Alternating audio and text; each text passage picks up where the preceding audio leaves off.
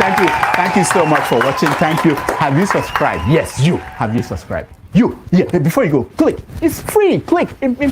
Just that's it. Have you subscribed? You're laughing. Have you subscribed? Have you subscribed? Thank you. Thank you.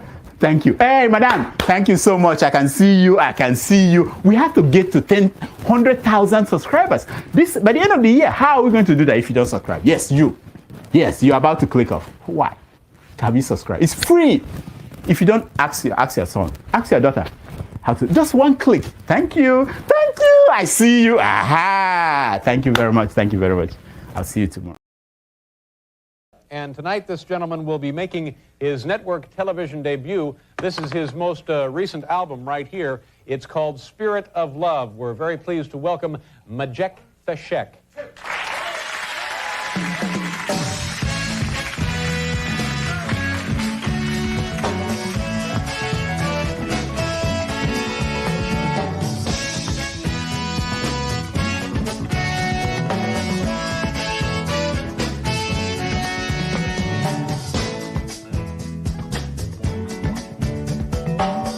Arise from your sleep, Africa.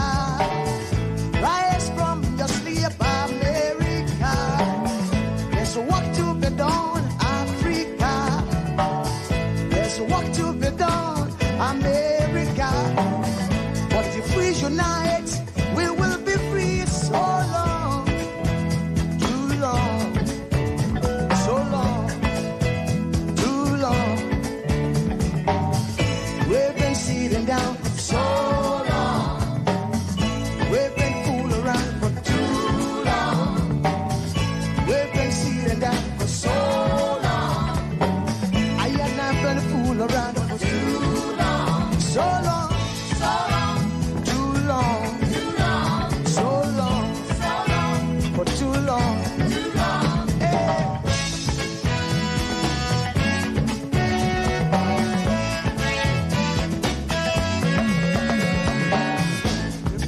Remember, long time ago, when we used to live like prince and princess.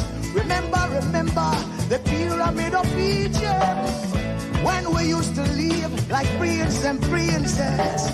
Remember, Marcus Garvey, who are the dream for New America. Oh, remember, Martin Luther King, the dream for New America. They say you are black, they say you are brown, they say you are black, they say you are brown. Only the angels of Jah is white now. Only the angels of God is white. So long, too long, so long, too long. We've been sitting down so long. We've been a fool around for too long.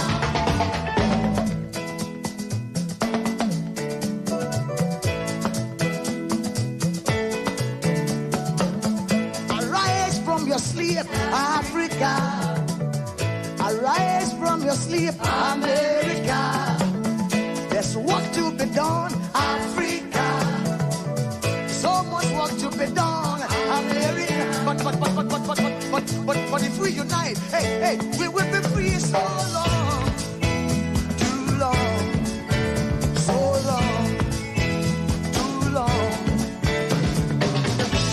Press the ground for so long.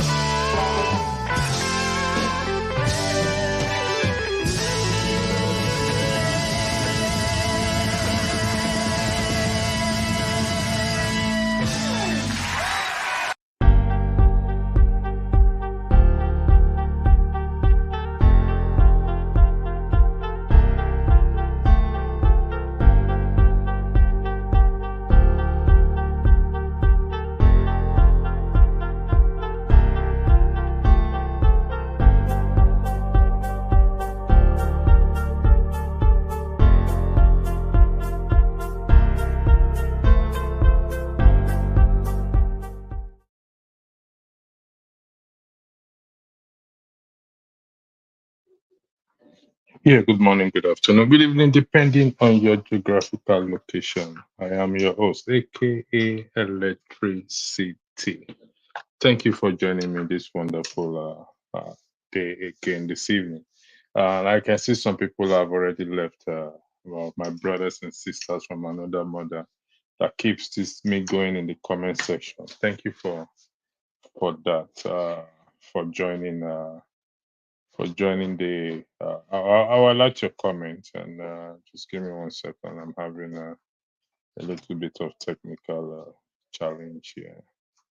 Uh, I don't know why this thing is showing this way, but thank you again for joining me. Let me first of all, Lagaman, thank you, Joseph Bishop. First of all, let me thank you all for Nwachukwu. Nwachukwu, I'm the one moderating, and welcome to the show. Also, the song, thank you for that. Christy, thank you for joining. And 90 minutes for those of you also who have joined. Okay, Nwachukwu, take care of yourself. We love you too. Thank you very much for that, but thank you for coming in. John Bishop, let me highlight your comment before I go into the listening. We'll stop talking about Professor Wale Soyinka comments about Peter B. The man is entitled to his opinion. Agreed. He's entitled to his opinion. However, we will not stop talking about what is relevant. Thank you, Sita, for joining as well. Thank you for coming on the show. I'll come to you. I'll come back to you briefly. Yes, he did spoke about Nnamdi Kanu as well too, that Nnamdi Kanu should be released. However, the focus here is if you look at the thumbnail where it says that Osita, you have to turn on your camera, please, if you want to be on the platform. You know what the rule is. So back in. Yeah, Uh, I'll come back later, just a bit later. all right, But I'm on the thank back. you. Put me backstage. All right, thank you. So the issue is. I don't know why I'm kind of seeing I'm kind of bold in this. Okay, yeah, I think I've seen it now. Sorry about this. I need to change. Well, it's not it's refusing to change for me. Anyway, so yes, he spoke about releasing Nnamdi Kanu as well too. So it didn't weigh in on just one thing. He weigh in on everything. And this your comment is on point. Everyone is suffering, is impacted. The issue of in the country is impacting, it's affecting everyone, and as such, we have to talk about it. But you see, I did highlight the definition of effectiveness, receptiveness out there. Receptiveness refers to the willingness or readiness to receive new ideas, suggestion, and information. It involves being open-minded, attentive, and willing to consider different perspectives. And the thumbnail says, Peter B. Wale Soyinka is 100% correct in his opinion or in his argument that Peter B is not fit to lead Nigeria, and he gave his reasons for that. Now, I want us to take a step back, and when Osita comes, I will ask the question again. But I'm going to ask those in the comment section some few questions because a lot of people have weighed in on what Professor Wale Soyinka said. Dati Baba met Dr. Akpoki, high and mighty people and influential people have weighed in, and some even went as far as to say it's mad or because he is old, 90 years old, born in 1934, if I'm correct by his biography I read, and it's 90 years old. But he is still sane. He still have a sane mind. We must not forget that. And for that reason alone, he deserves to be listened to. Not because we are biased or we feel he's supporting the present government or the present person, but we have to listen carefully as to where he is going. Now, when he said if most of us have listened to the video, but I can't play it because this program is being heard in other platforms. So I don't know what the copyright rule is in respect to the video, but it is not a new video that we've not listened to. It wasn't making an opinion. It was not making or giving an opinion. If you have to listen to it very well, and you even ask those with legal mind or deep thinking mind, it wasn't making an opinion. It was making a statement of fact, a statement that can be deemed by anyone to say, if he is wrong, it falls into the class of defamatory. Now, I would like to take your mind back to a few weeks when was this Umaya, whatever his second name is, David Umaya, made an allegation against Peter Obi. Without hesitation, he came out and addressed that allegation that David Umaya will not malign his character, his integrity.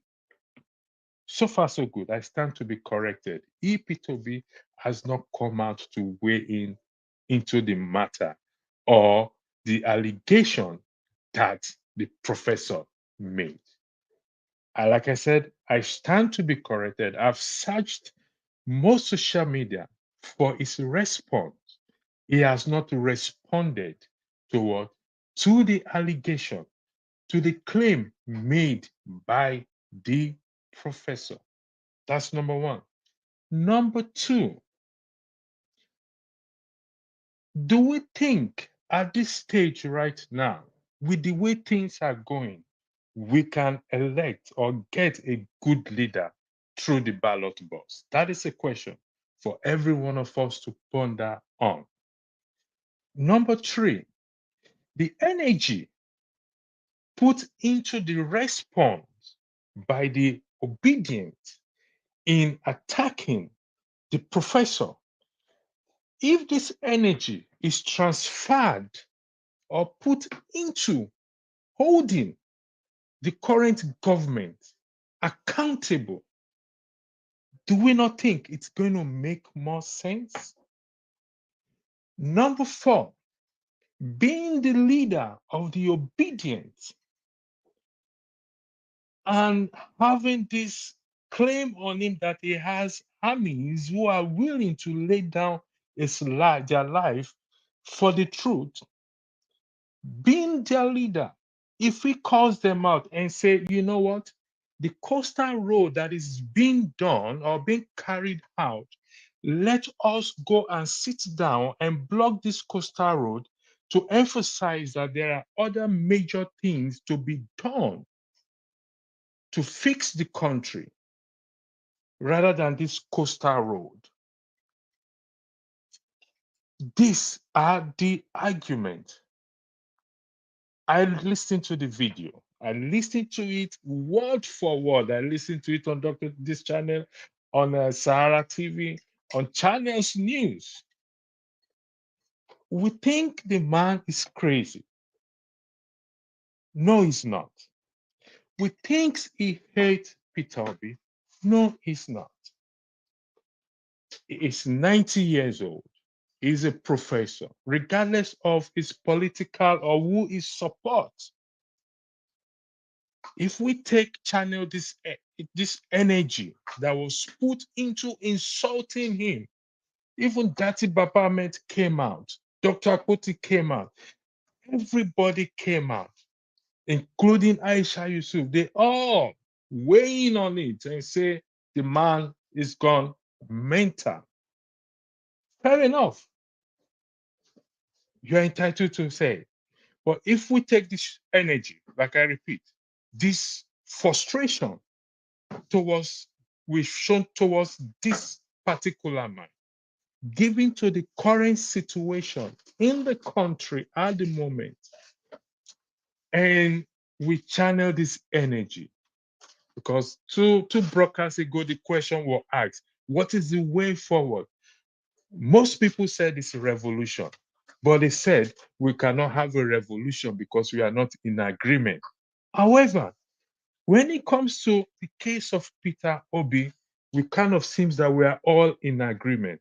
So he has the opportunity to exercise that leadership to tell the people that, listen, we are backing against the wrong tree, which is the professor.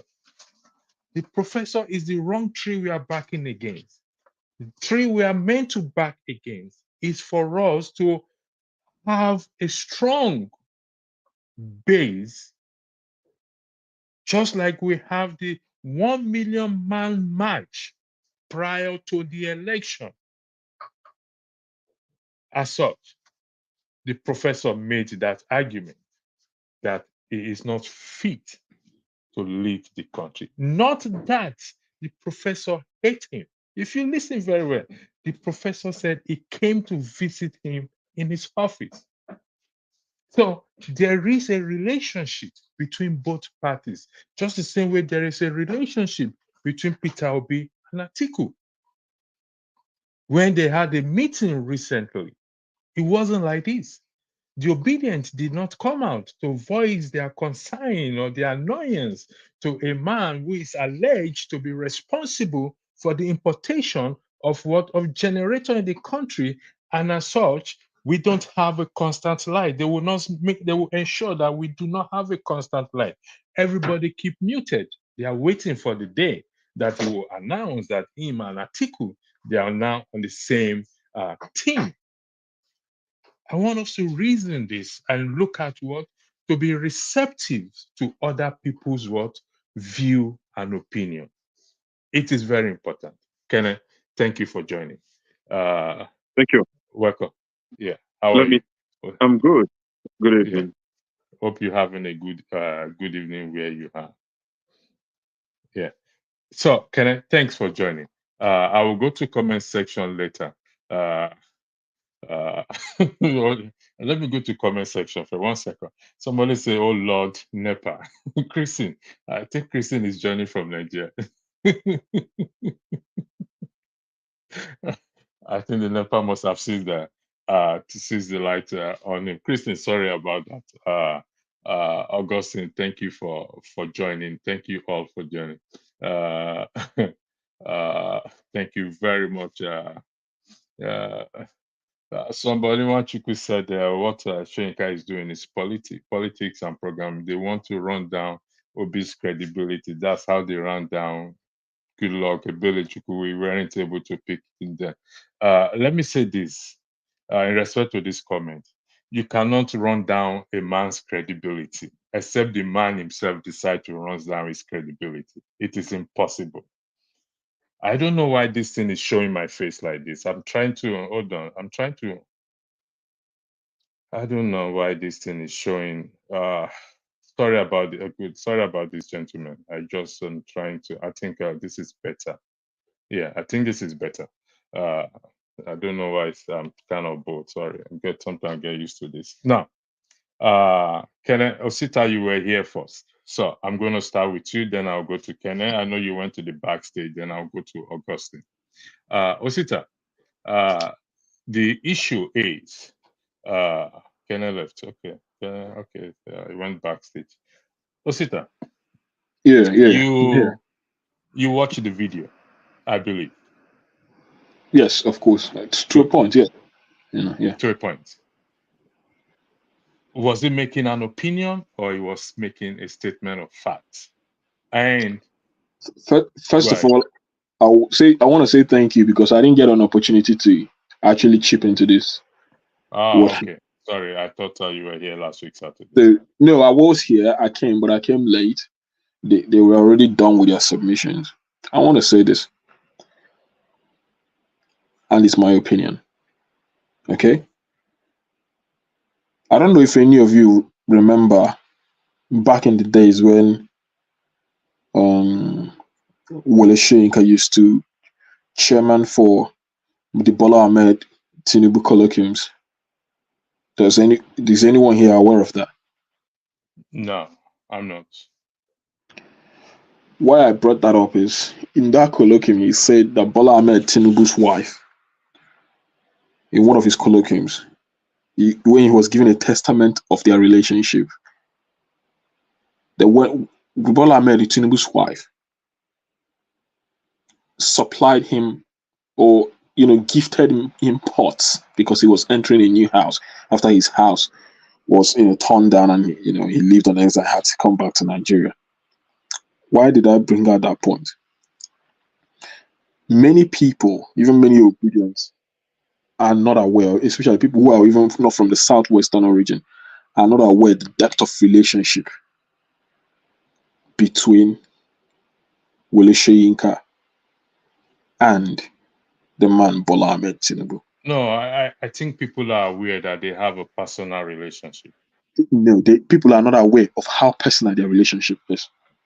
Well, not everybody can be because privy a lot of people see Wole Soyinka as someone who is nationally accepted, connected, who almost has access to everyone. These people have a predated relationship. Yeah, I think we know that. I think it's been discussed on this platform before. And it's not just a predated relationship. They've maintained that relationship. Okay. So what I'm trying to tell you is that these are two very close friends. Okay. Nothing will ever, so long as Bola Ahmed Tinubu is concerned, nothing will ever make Peter Obi get the approval of Wole Soyinka. Okay, that's a fair argument. Certainly.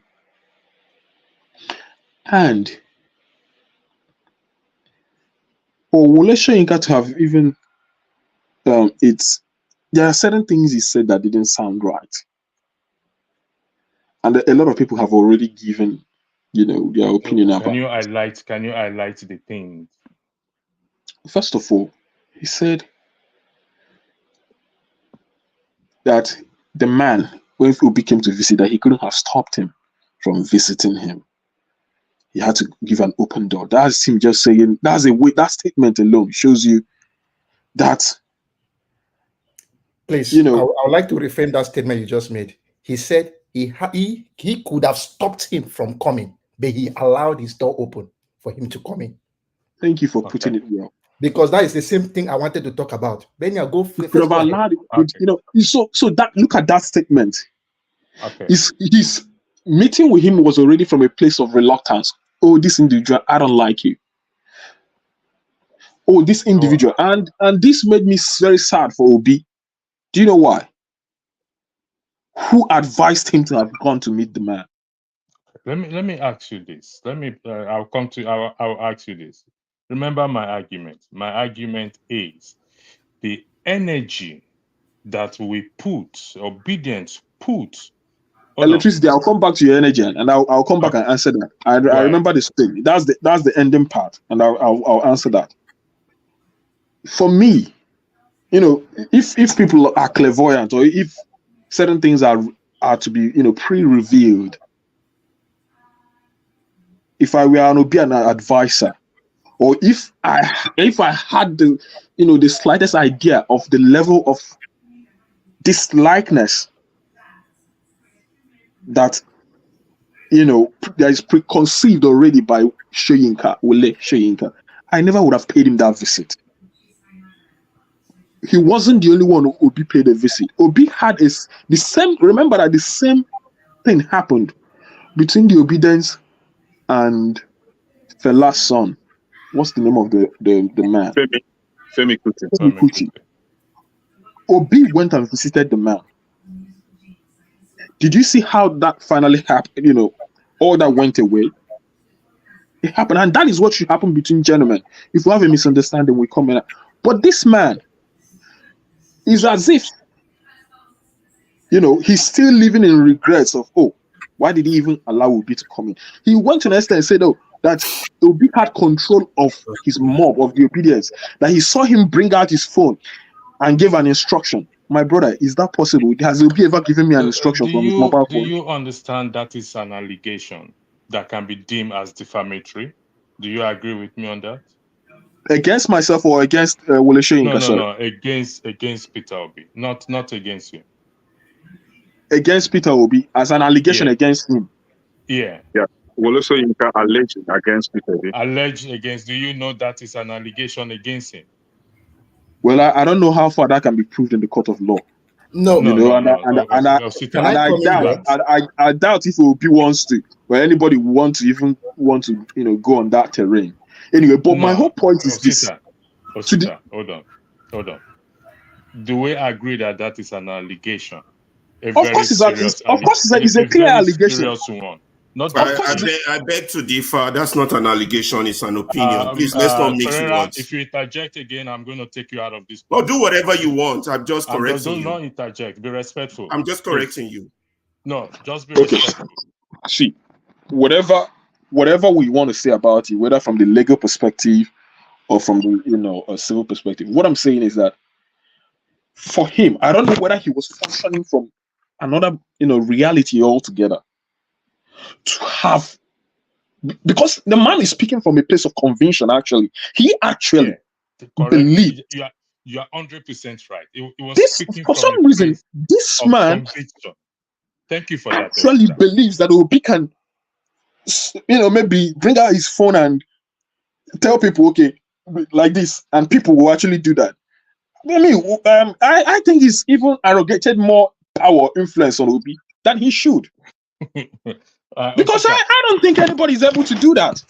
Osita, you see why I run this program is I don't know why my system is kind of the way. So, I don't know what I'm doing. That interview. No, this is not what I want. Wole Soyinka needs to go back and have a rethink of what he was saying.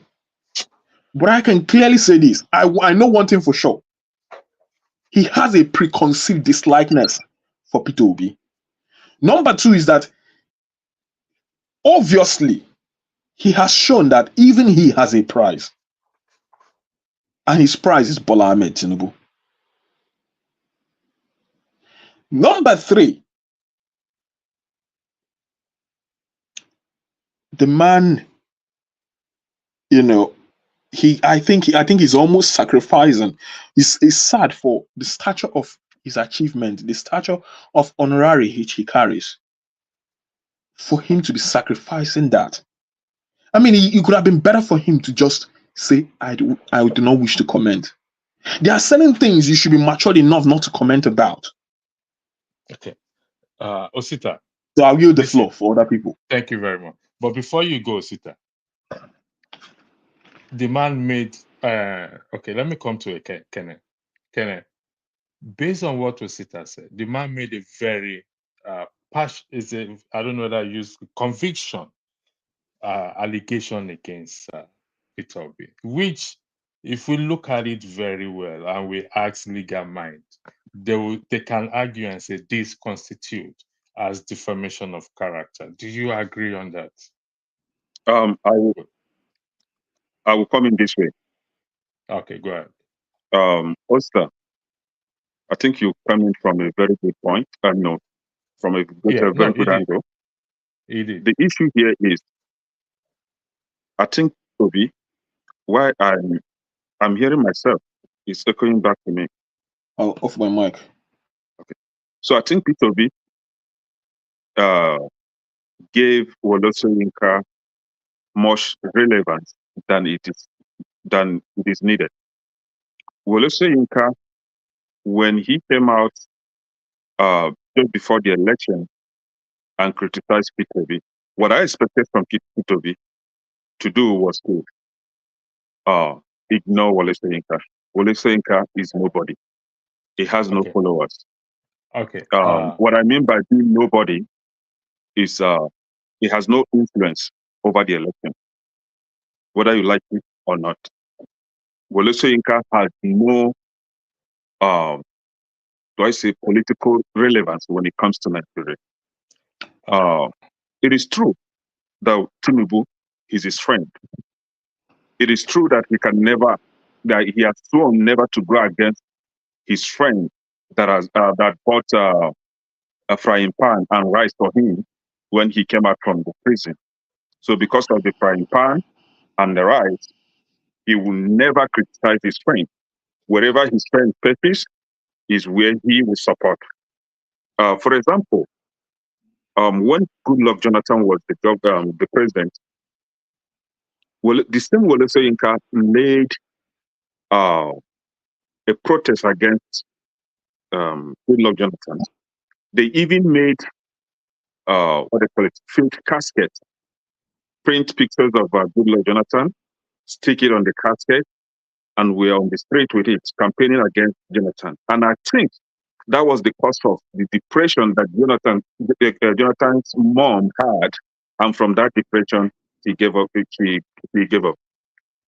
Seeing your son being paraded as if though he's dead when he's still alive. In our place, you can't bury a living man when the person is still alive. You don't celebrate the person's dead when he's still alive. It's a taboo. But Wole Soyinka did that. Now, I want us to be honest to ourselves. Comparing Goodluck Jonathan's regime and that of Buhari, which of these regimes impacted positively on Nigeria's economy? Yeah, Buhari we can't deny that Goodluck Jonathan Thank you. Government impacted Good. whether Good.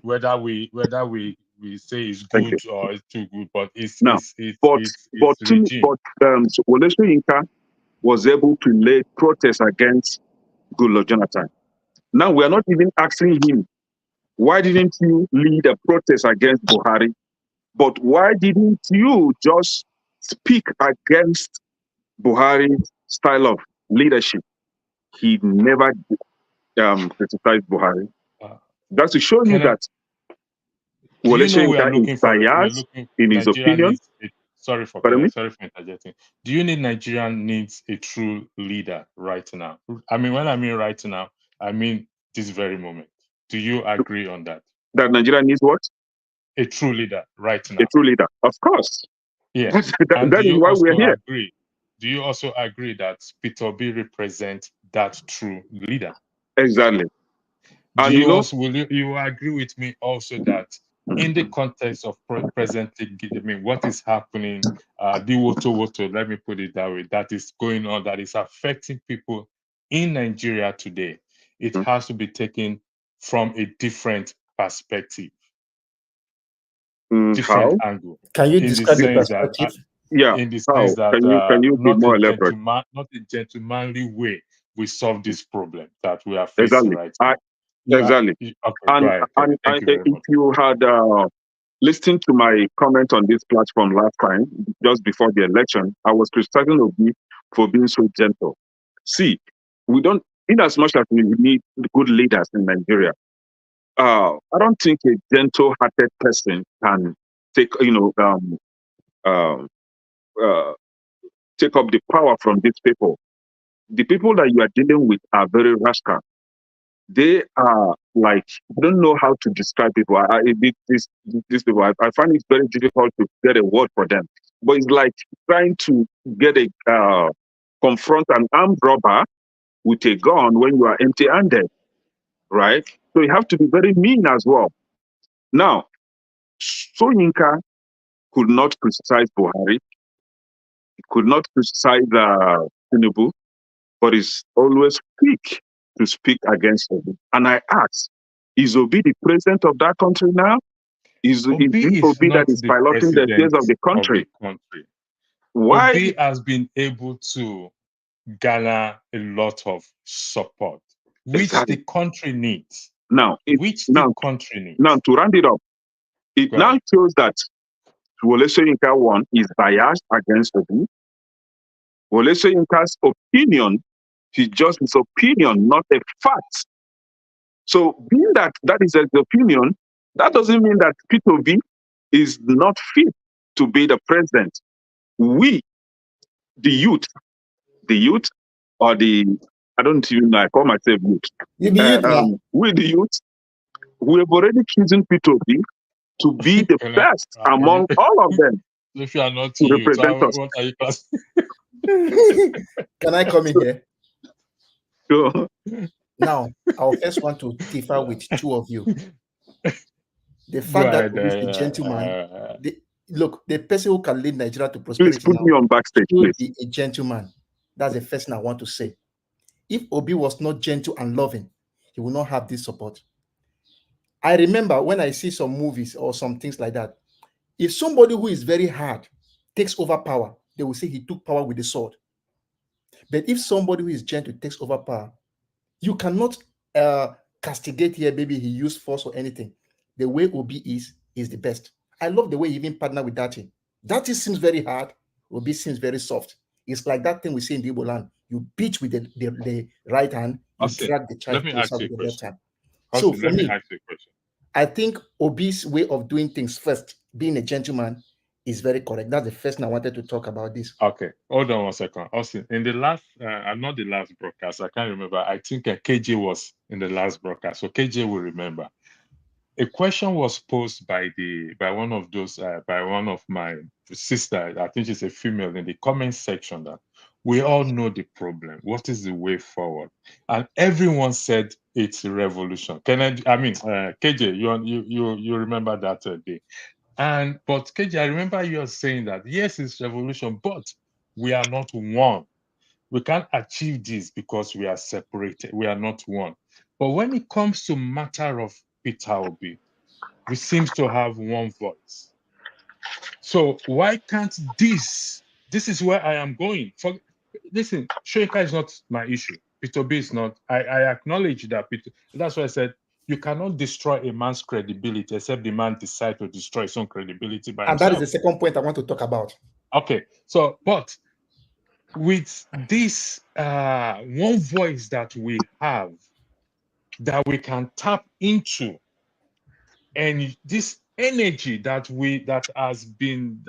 came up during this Shoyinka's comment on P2P, if this same energy is taken and transferred into this revolution of Section 68 and 110, or whatever revolution that will not lead to war. For example, sorry, I'm taking the coastal road, but you agree with me that there are thousands of roads that needs to be repaired in Nigeria and not this coastal road. So if Obi can garner his supporters to say, listen, we are going to sit at that coastal road and say this coastal road is not going to work until other issues are attended to, other roads are attended to. Do you not think that will make more sense? Now, that will be scoring an on goal. If Obi does that, it will be scoring an on goal. To be honest with you, these are the things the government of today wants him to do. Once he gets into that trap, he will be accused of what? Stopping the government from working. And you and I know the military and the rest we have. And it starts a bigger revolution. Obi, now, that's the one thing you should note. That is the on goal they want to push. Now, I want to now reply to that. Obi must not lead the revolt. Power rests with the people. Now the people will decide when they are tired and when they want to do it. The people does not need a figurehead. They will say that the Bible will tell you that strike the shepherd and the sheep will scatter. But a situation where you have too many sheep who can control themselves, which we know is not that possible yet. But look at the NSAS revolt. Nobody was there at the top. So you cannot even hold anybody. It was just amorphous. So the people, as I said, will decide. Obi does not need to storm the road for Nigerians to know that it is enough. They will do it when it is time. That's the first thing. Please, I want to say something. There are some things I learned. There are some questions you asked, which I noted. The second thing you talked about is that Obi did not come out to talk about Shoyinka to stop the insult. There was a time as I said, I only say what I know. I read a tweet from Obi in the past, which he told his supporters that, look, we should offer respect to people. I read it. Do you know the comments I saw under? Obi, dey your lane, no? Me with our lane. Because this thing done too much. That was what I read. The people were not happy that Obi is trying to calm them down. They said, according to the tweets there, the comments, they said it is too much and the old generation have taken them for the ride. And they must say, okay, Augustine. No, if that is the case, is this the proper way to channel such frustration? Good. We will go to the proper way to channel such frustration. If I'm all the 200 million people, I have a way I disobey politicians. Number one, you cannot bribe me. Number two, I will go and vote, and I will knock you so badly that you will never get one vote. And that is where Nigerians have not gotten it right. Nigerians eat free money. Go to the ballot box. I will not revolt. I will not stand on that road. I will go in 2027 with the anger in my heart. You will not get one vote if you are a crazy person. If I am the person working for INEC as the ordinary returning officer, Oga go collect your money. I will write the right thing. You will now tell me, what about a situation where you are being threatened with gun and the rest? I keep on saying, the person who rigged election is not Tinubu or his son. It is Nigerians like you and I. Now we the rig election. If Trump wanted to go to the Capitol, the driver told him, according to the testimony, that he said, take me to the Capitol. The driver said, I am sorry, sir, I can't do it. He respects the Constitution, not the person who sits on the throne as the president. He respects the country. So that's one thing we should try to note. When Nigerians are ready, they are the ones to get into the streets. They are the ones to revolt through the power of the ballot box and not by fighting. Now, besides that, you also mentioned a particular thing that Shoyinka said that he looked at Obi's body language and he felt that he had powers over his followers. You and I know that looks can be very deceptive. I can look at you and say, hey, I say this person ain't steal my 500 naira. But it may not be true. You cannot base all your evidence on looks. Or maybe I something came into my phone and I tap 1, 2, 3. It's okay because I tapped my phone, everything went down. That's not true. And the first thing my brother said was that as I said, I will listen to what somebody says. He said that he had the right when Obi came into my house. I had the right to walk him out. That means you will not even want me to even come in. You could have just told me from the beginning to leave. I know when I'm no longer welcome anywhere. So Obi being there safe and touching his phone, for me, if I want to now talk on a normal plan, I'll say Obi is insultive. Why? For touching your phone when you're in somebody's house. But when you know you are not welcome, you try to distract yourself with something. All of us know when teacher know they teach well for class, what you picking they do, nobody to read social media. All right. Thank you, Austin. I'll go to you, KJ. I'll come back to you, Austin. That's one thing we should try to note. And please, there are questions I'll I'm end going up to with put this. to you. Can I just say one last thing before I go? Okay, go ahead. The last thing I want to say is that matter for Nigeria plenty. Obi they tweet every minute. Baba no be everything you go talk about. And when you too fast to go and talk about something, they go ask you. Somebody will ask you, but why are you even talking about it? Okay, somebody accused me of doing something bad, and I just want people just start talking. It's not me, it is this. No, it may show you are guilty. Sometimes it is good when somebody lays an allegation. That's why somebody will say, I will not speak until I talk to my lawyer. So it therefore means I need to sit down, digest the allegation. Then if I want to write something about it, I will now say, this is my response. So give him time. This will always fall in place. If I was Obi, I will not respond on Shoyinka. Keep on one side first. Thank you. KJ, I don't know. KJ, you are based in the US. Okay. There's this protest that often goes on. Osita is in the UK. There's this Just Oil protest that often goes on in the UK. You see people sitting down on the road. Osita, are you aware of that Just Oil protest that often goes on? Yeah, we can't hear you. KJ, I'll come to you. I just need Osita to confirm something. Life in the UK, to me. Osita, just answer the question. Are you aware? I've never been interested in noticing their protests, my brother. There's nothing for them to protest about here. All right, the floor is yours. Now, before you speak, KJ, I know those in the comment section. Some of you are pissed off or angry why I took Ferreira out. I can understand your anger, but there's an underlying factor to that effect, to that action taken, and so it will become a moderator soon. I've written to Rudolph, and I believe Rudolph will make him a moderator. Made an official motion to Rudolph. Also made another official issue, which I'm not going to say out in the public for legal reasons. So he knows himself. So thank you, KJ. The floor is yours. Okay, thank you. And just to also buttress the last thing you have said, when you're a moderator, you most times act as the devil's advocate. You ask the questions that you do not think people will be asking. You just play the opposite so that you will have a robust discussion. Not necessarily because you understand or you mean what you're saying, but because you want to have an enriched discussion, you just throw in, the spanners in the wheel.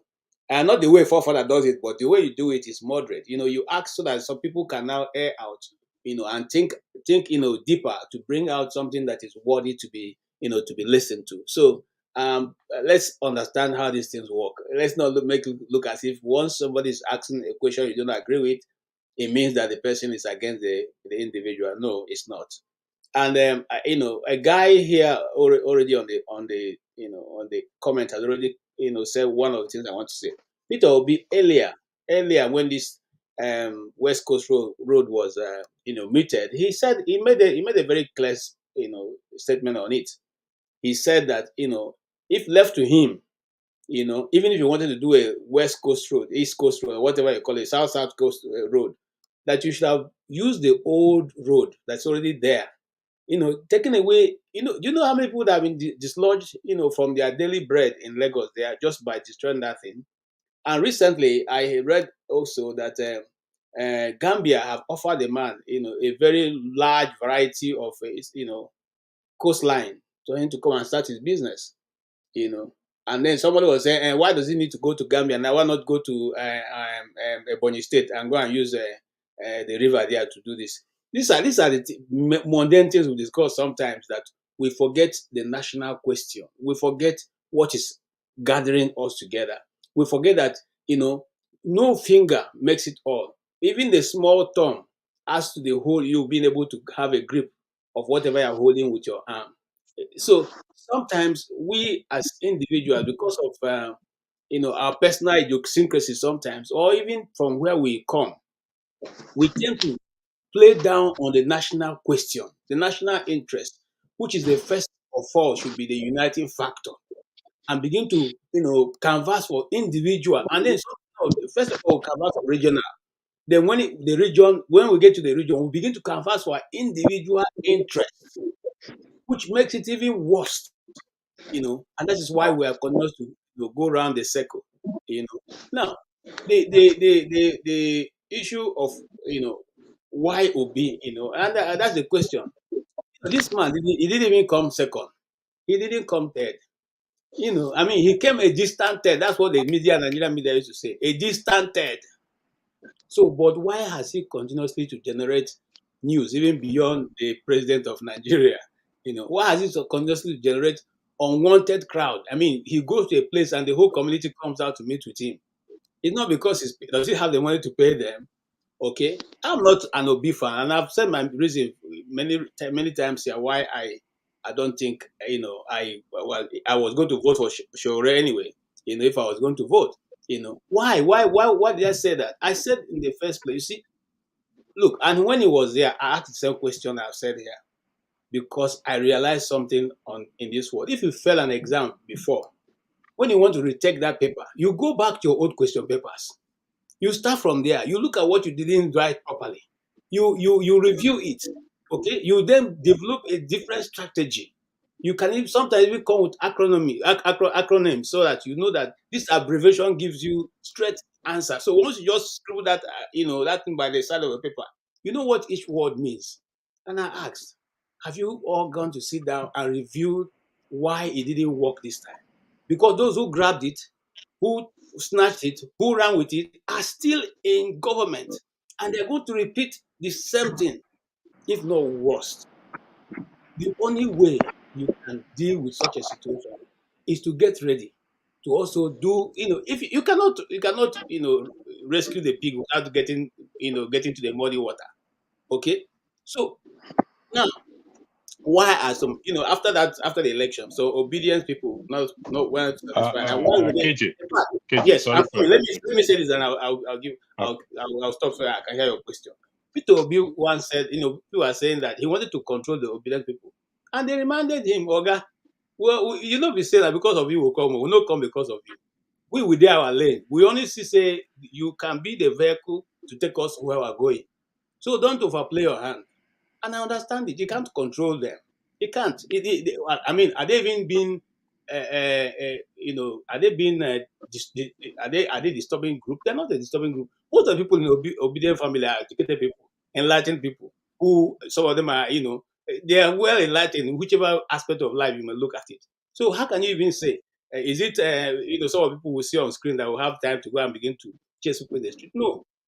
So that is what is if they want to give you a bad name, they tell you that it's uneducated people that are following you who don't know anything. So you can easily bamboozle them with your this thing. It is not.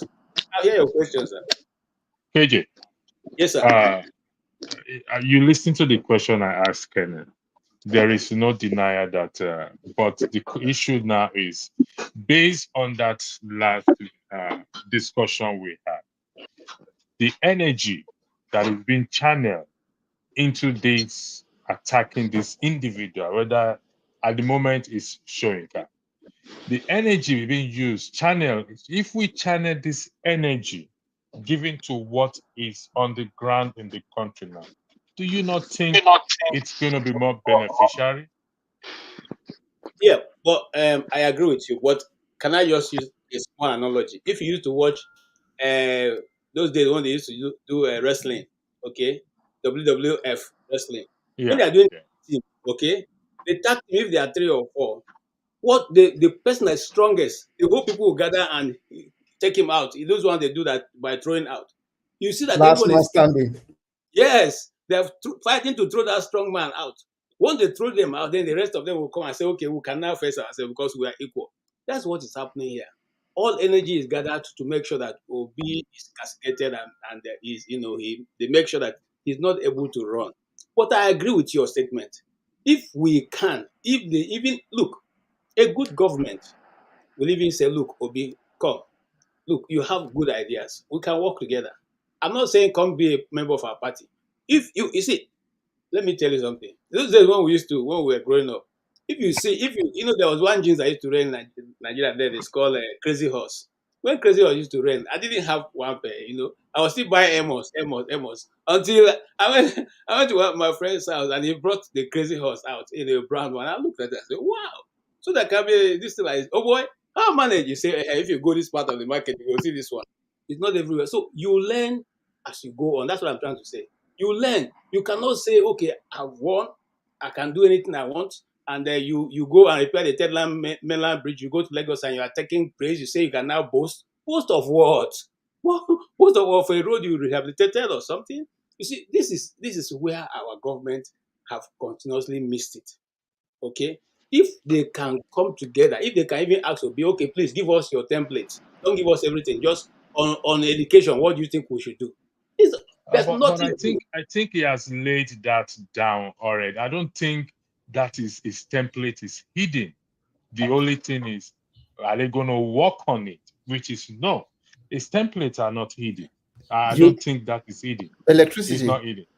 Yeah, You Harry, asked a welcome. question. Blackstone, welcome. Go ahead, Black. Is it Harry? It's Augustine. You asked a Yeah, question now to KJ. yeah. I Oh, yeah. wanted to do something. I'm coming, Augustine. I'll come to you. All right, Harry, hold on 1 second. Before you Okay. speak, I highlighted Mazi Prince. He said it's kind of down. If you are here at the earlier broadcast, John Abba put him where he is today. It's not coincidence. John Abba is responsible for that. I just have to highlight that. Okay, so go watch it. You see what John Abba said to him. So he doesn't want to come back. Okay, Harry, go ahead. The floor is yours. Electricity. Yeah, Can you be more humorous than this? Okay. yeah. Nice one. I like that. I've been following this program. I just wake up. You can see me. I just on the light. There's something. What is his name? The person Augustine said about Chudobi be tweeting and saying this. I find it very offensive. During the 8 years of Buhari, there's no vibrant opposition in Nigeria. During Obasanjo time, them and everything, Tinubu them and all those guys, Lai Mohammed, they were vibrant. Every whatever they propose in the house, they will say no, we're not going to do that. Even national confab, most of them they work out on it. That is a very strong opposition. So Obi is playing that opposition strongly. All this tweet and whatever, like, is his own view. And if you look at it, it's almost what is happening in Nigeria. So you don't say, must he say this or say that. No, they're trying to gaslight him, which is wrong. Allow him, he's playing that opposition. If they feel that what he did or that is wrong, they should arrest him or say or counter, or because we know they used to give us disinformation or misinformation, this propaganda is that are there. Then secondly, obedient movement, it can't hold them. The funny thing, if you remember during that election, before election time, Dino Melaye, Obi was almost trying to cry one time, Dino, stop this, Dino, do this. People say, oh, is that the way these people started attacking us or doing this? Some people say, okay, leave, they do whatever they do. In violent department, let's attack them there. Let's deal with them there. Before, this obedient wasn't like this. I'm not supporting any of them. But they were calm, peaceful. They are not crying the baboon or people will die or this will do, like we know. Coming to Baba Shoyinka. Baba Shoyinka, I think there is no need to start replying him. There is no need. Because anything you say, some people from other side will say, oh, these people, they are trying to disrespect our elderly person or this or that. But sometimes the truth must be told. Obi doesn't have power to tell Obi because they are all over the whole world. They are all over the whole world. There's nothing he can do to obedient movement now.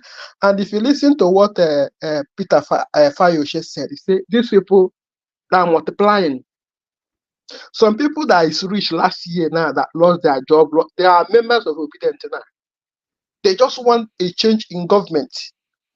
People are losing their means of livelihood. You should keep like more money in your account. Yeah. Harry, sorry for interrupting. How do we achieve this change of government? Do you think through the ballot? Don't forget that Yakubu Mahmoud is still the what's his name?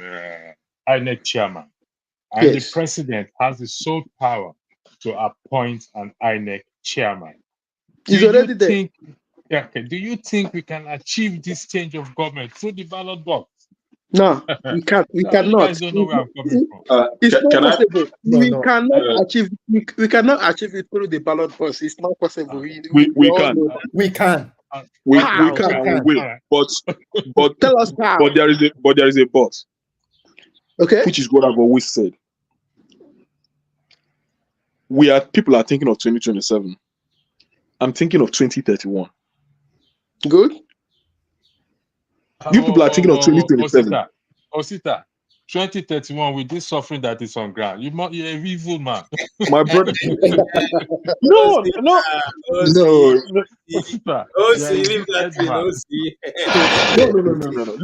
listen.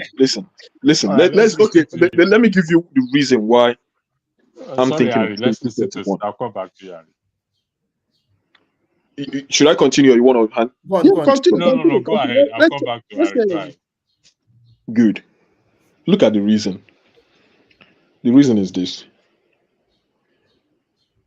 We had more, it could have been easier to take over power in 2023 than it will be in 2027.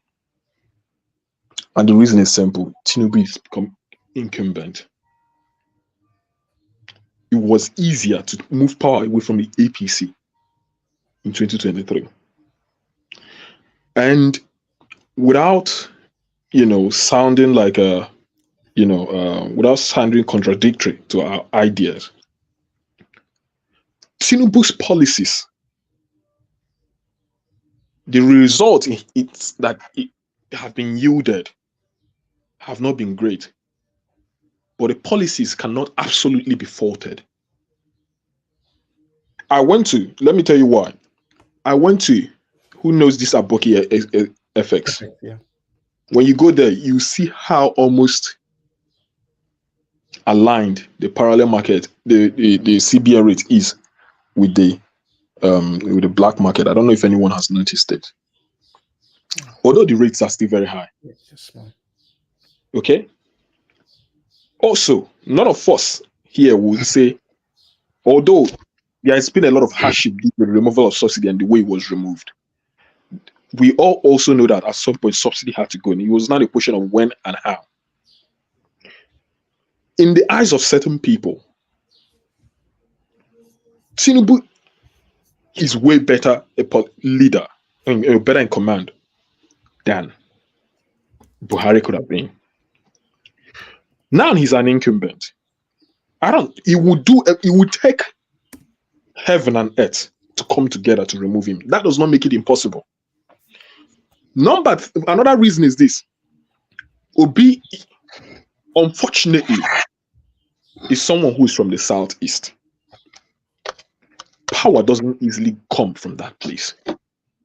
Why someone like myself, I'm looking at 2031 is because my hope for the obedient movement does not stop with just Obi.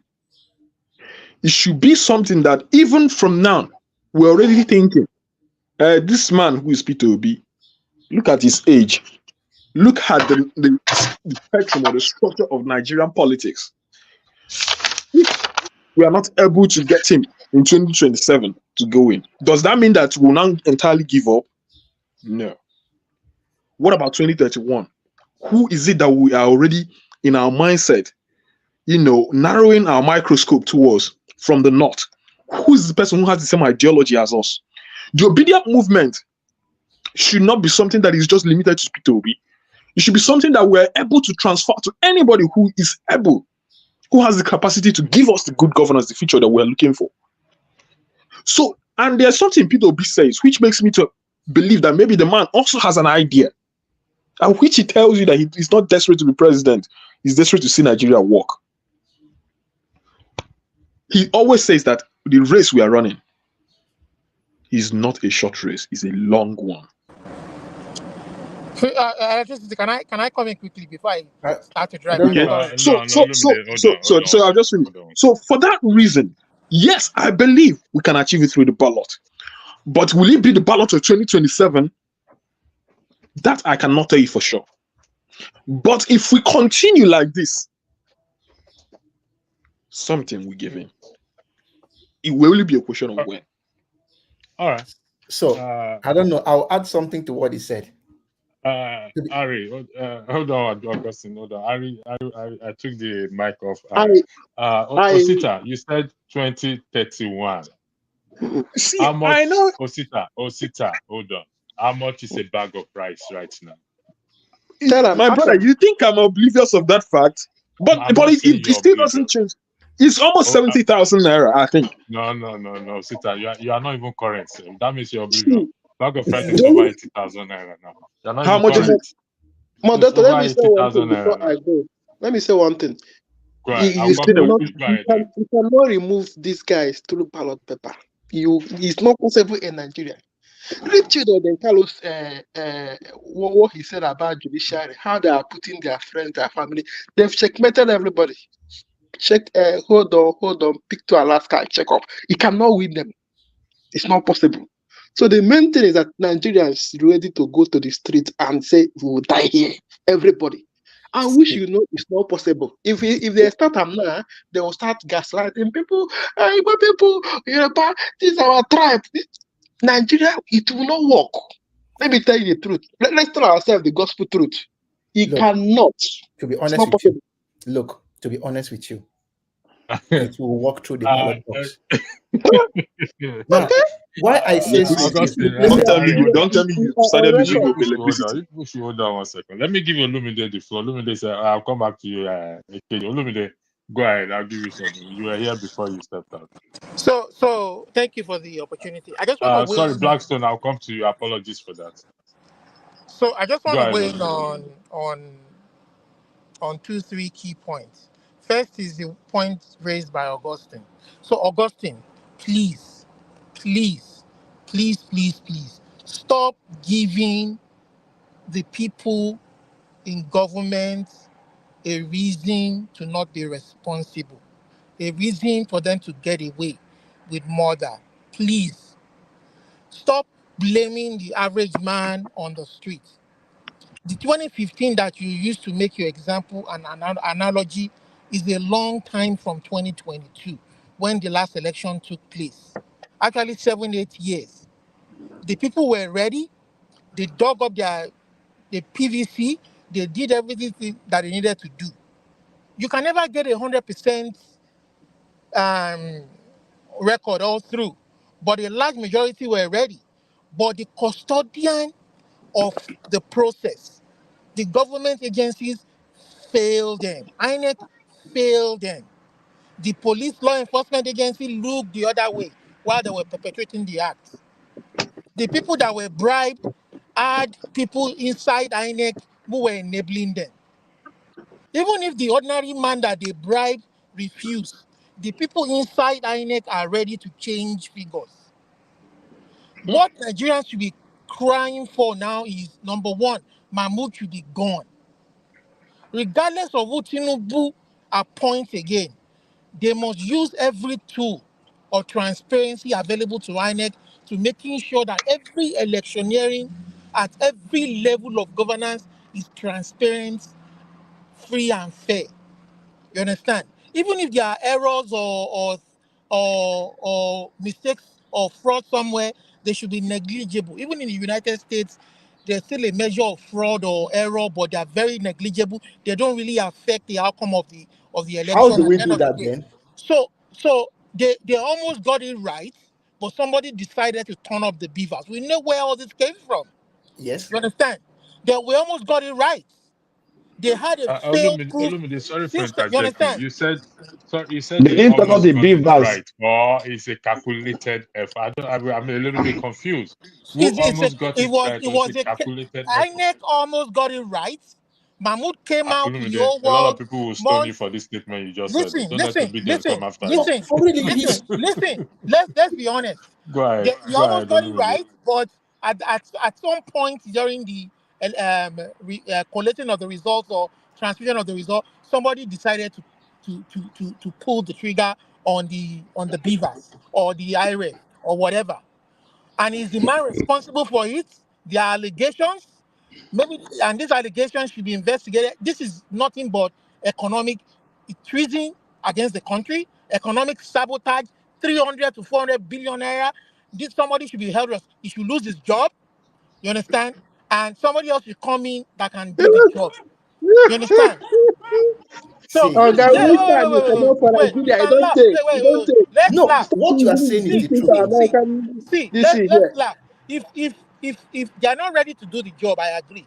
If they were ready to do the job, the least Tinubu should have shown to us or given to us was during the off-cycle electioneering process, shortly after the presidential election, was to say, you know what, I want to prove to the world that my coming into the presidency wasn't just a fluke, and that the system can work.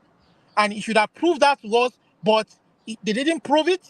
They didn't make any effort because they went the same way. It was all a sham. And let's hope that Ido election doesn't go the same way. You understand? At this moment, they are not ready to make changes. You understand?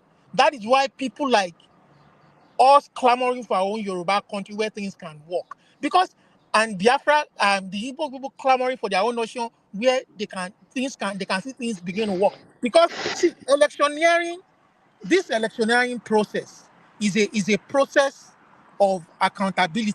That is the only way you can make the high and the low accountable to the society.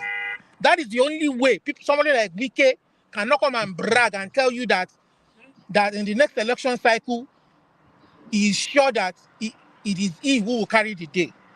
You understand? Not allowing the people to choose. That is the very reason why somebody like Shoyinka is somebody I respect so much. He fought against dictatorship, making the government accountable different times that different governments has been in power in Nigeria. But now he's choosing to look the other way.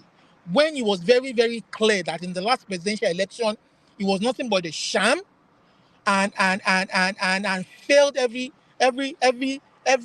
measure of a credible election. And he's choosing to look the other way and pretend that Tinubu was rightfully elected or didn't steal the mandate.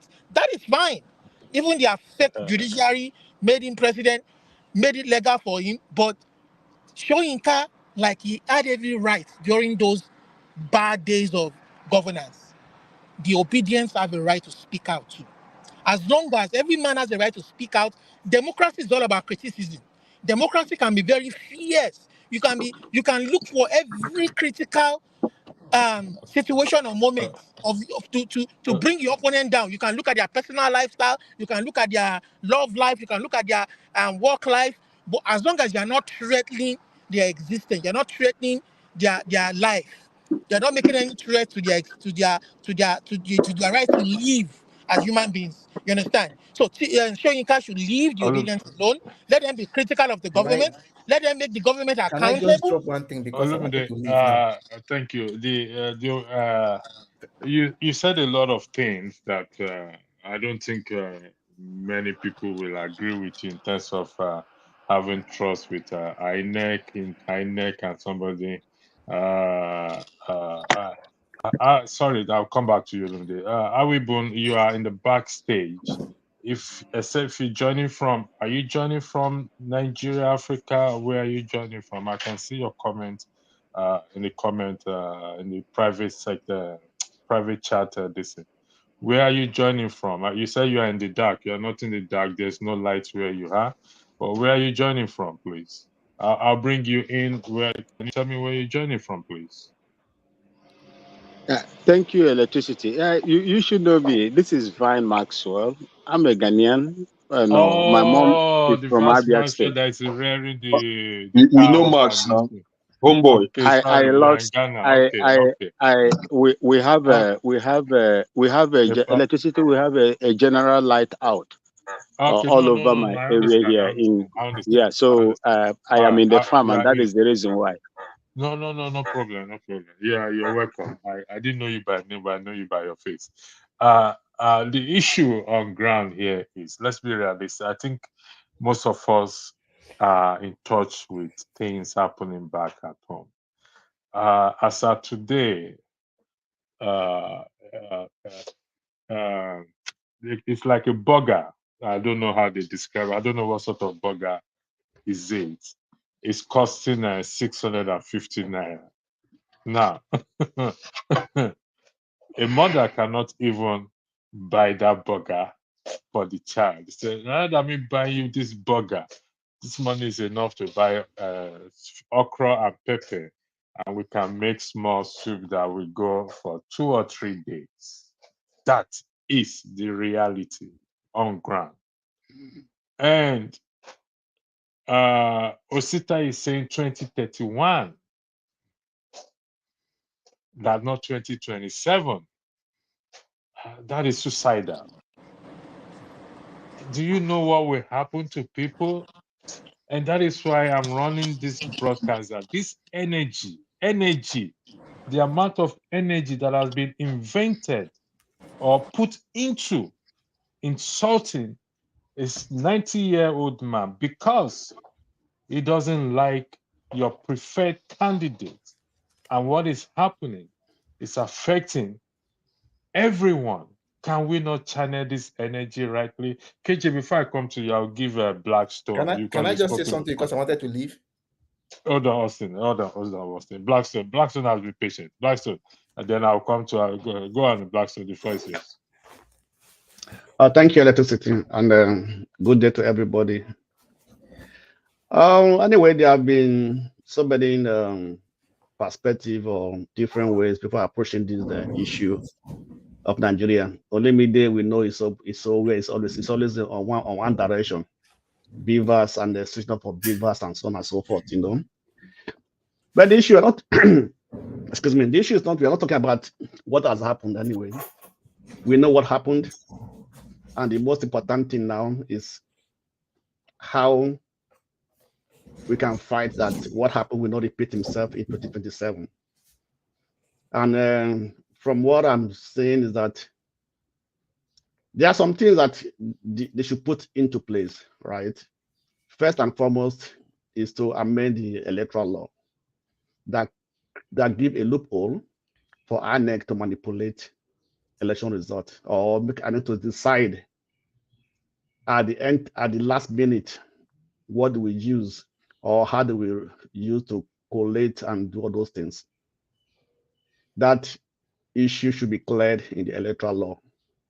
There should be a one process, just a single way by which INEC will operate and collate and present the result to the people.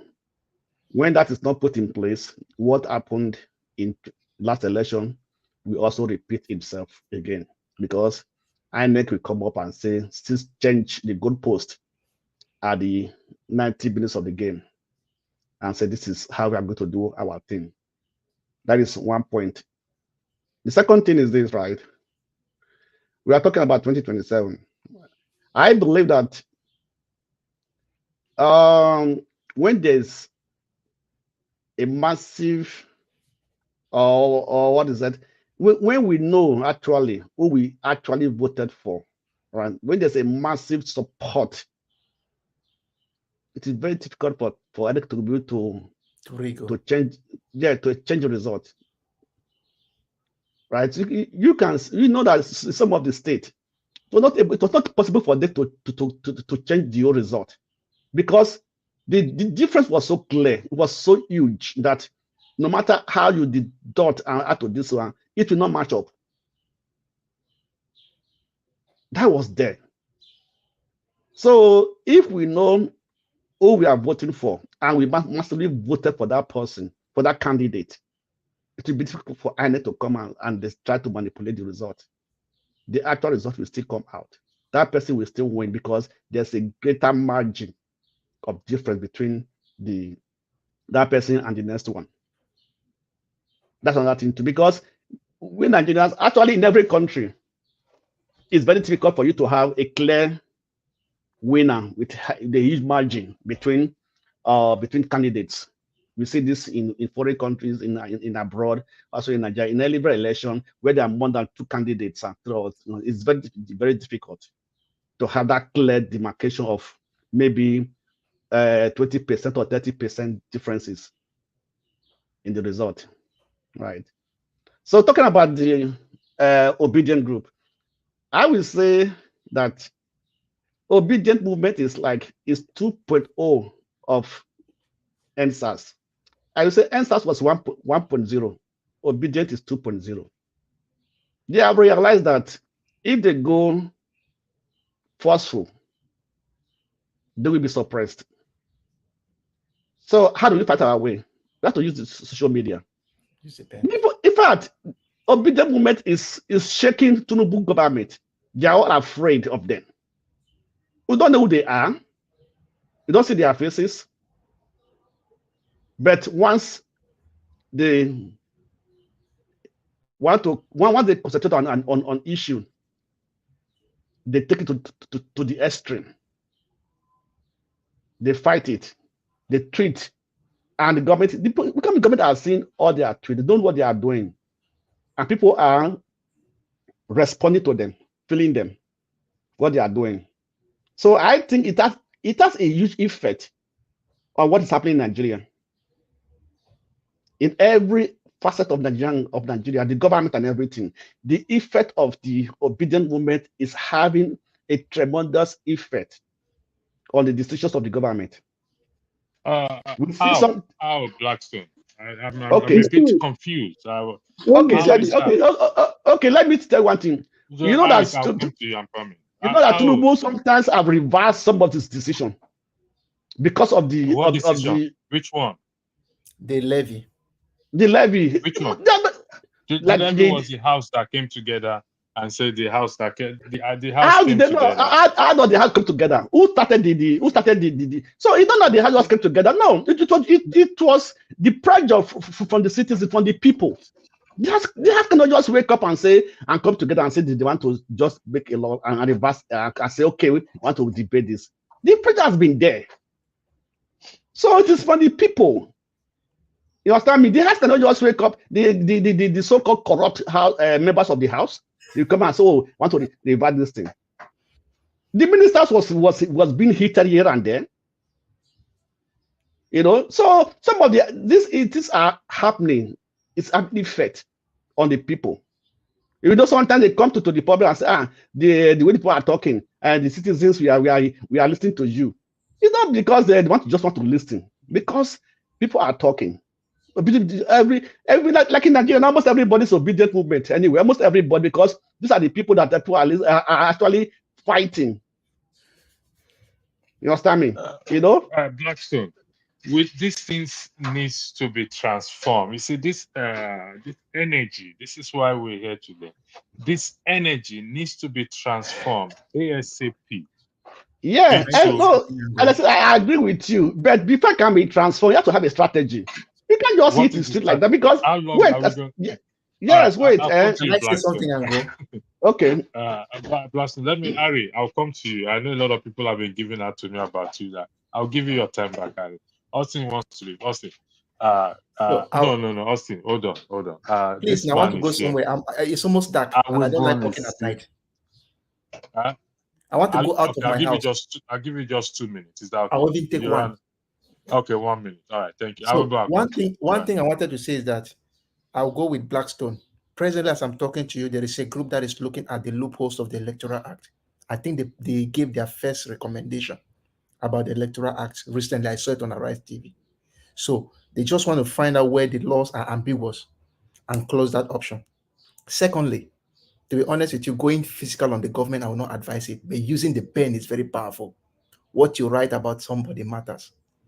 That's the second thing. If you block the loopholes in the Electoral Act, and don't forget, all these lawyers, they need the words to manipulate in order for them to do what they want to do, even the courts. Once there's ambiguity in something, they can capitalize and use their, how they call it, technicalities. So the first thing I always talk is that make the Electoral Act very unambiguous. Then from there, everybody come out and vote. You see a little bit of difference. Even if you don't go there, there will still be next 1 minute is over. Thank you very much.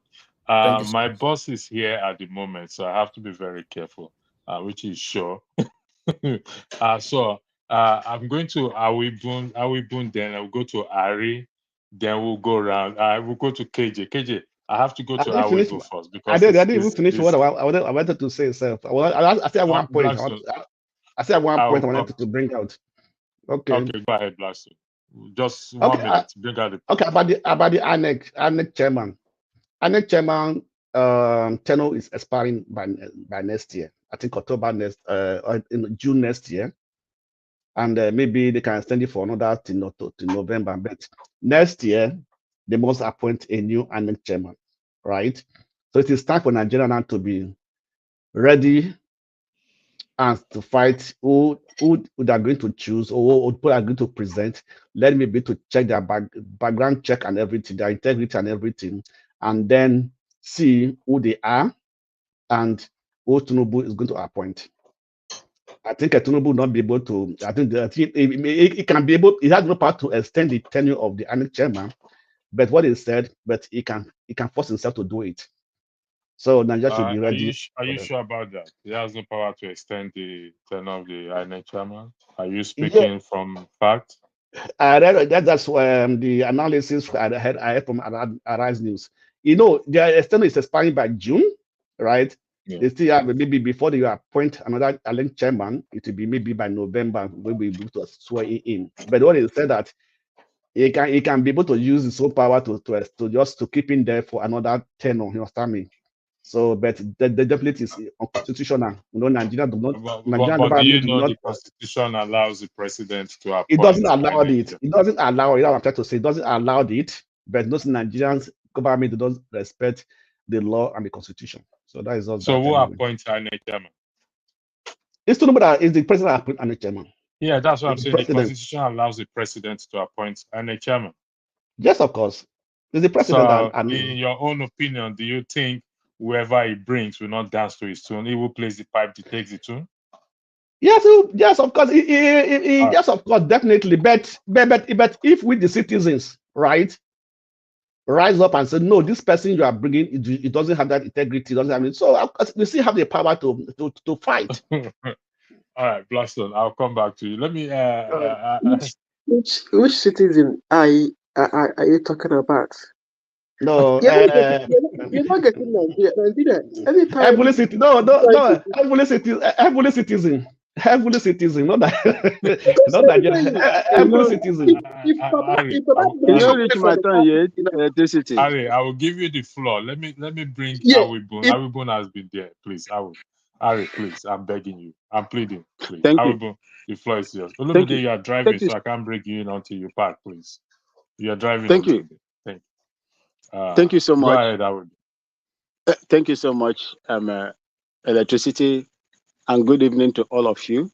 I am speaking from the little beautiful city of Bolgatanga in the Upper East region of Ghana. And I am a concerned, person because part of me is from Abia State, Southeast region. And my dad is a Ghanaian, like most of you know. You see, there is a proverb in Igbo land that says, where a child is crying and pointing fingers, if the mother is not there, the father is there. The reason why I will not blame the obedience, I will not blame them for what they are doing. They are reacting to the criminal system that prevented them to speak through their PVCs. That is what they are reacting. And the elders that are supposed to come out and speak have refused to come out and speak presently during the election, like the way they were speaking during the Goodluck's administration. Rather, they are pitching their tents on what is beneficial to them. The only people that I know today in Nigeria that are making waves that want change to happen to Nigeria are the Oduduwa's agitators and the Biafran agitators, because they have observed all the things that has been going on in Nigeria since 1999. Let me take it from there. It has never worked, electricity. You cannot defend your votes irrespective of what the electoral chair said down to Chatham House in the United Kingdom. Which promise did they not promise to you people? That the beavers will be a game changer. Did it work?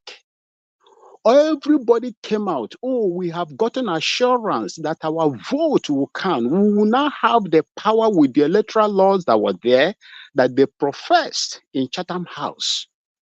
We are going to make a change with our PVCs. Did it work? They turn it upside down. I told you, no matter how perfect the electoral laws are,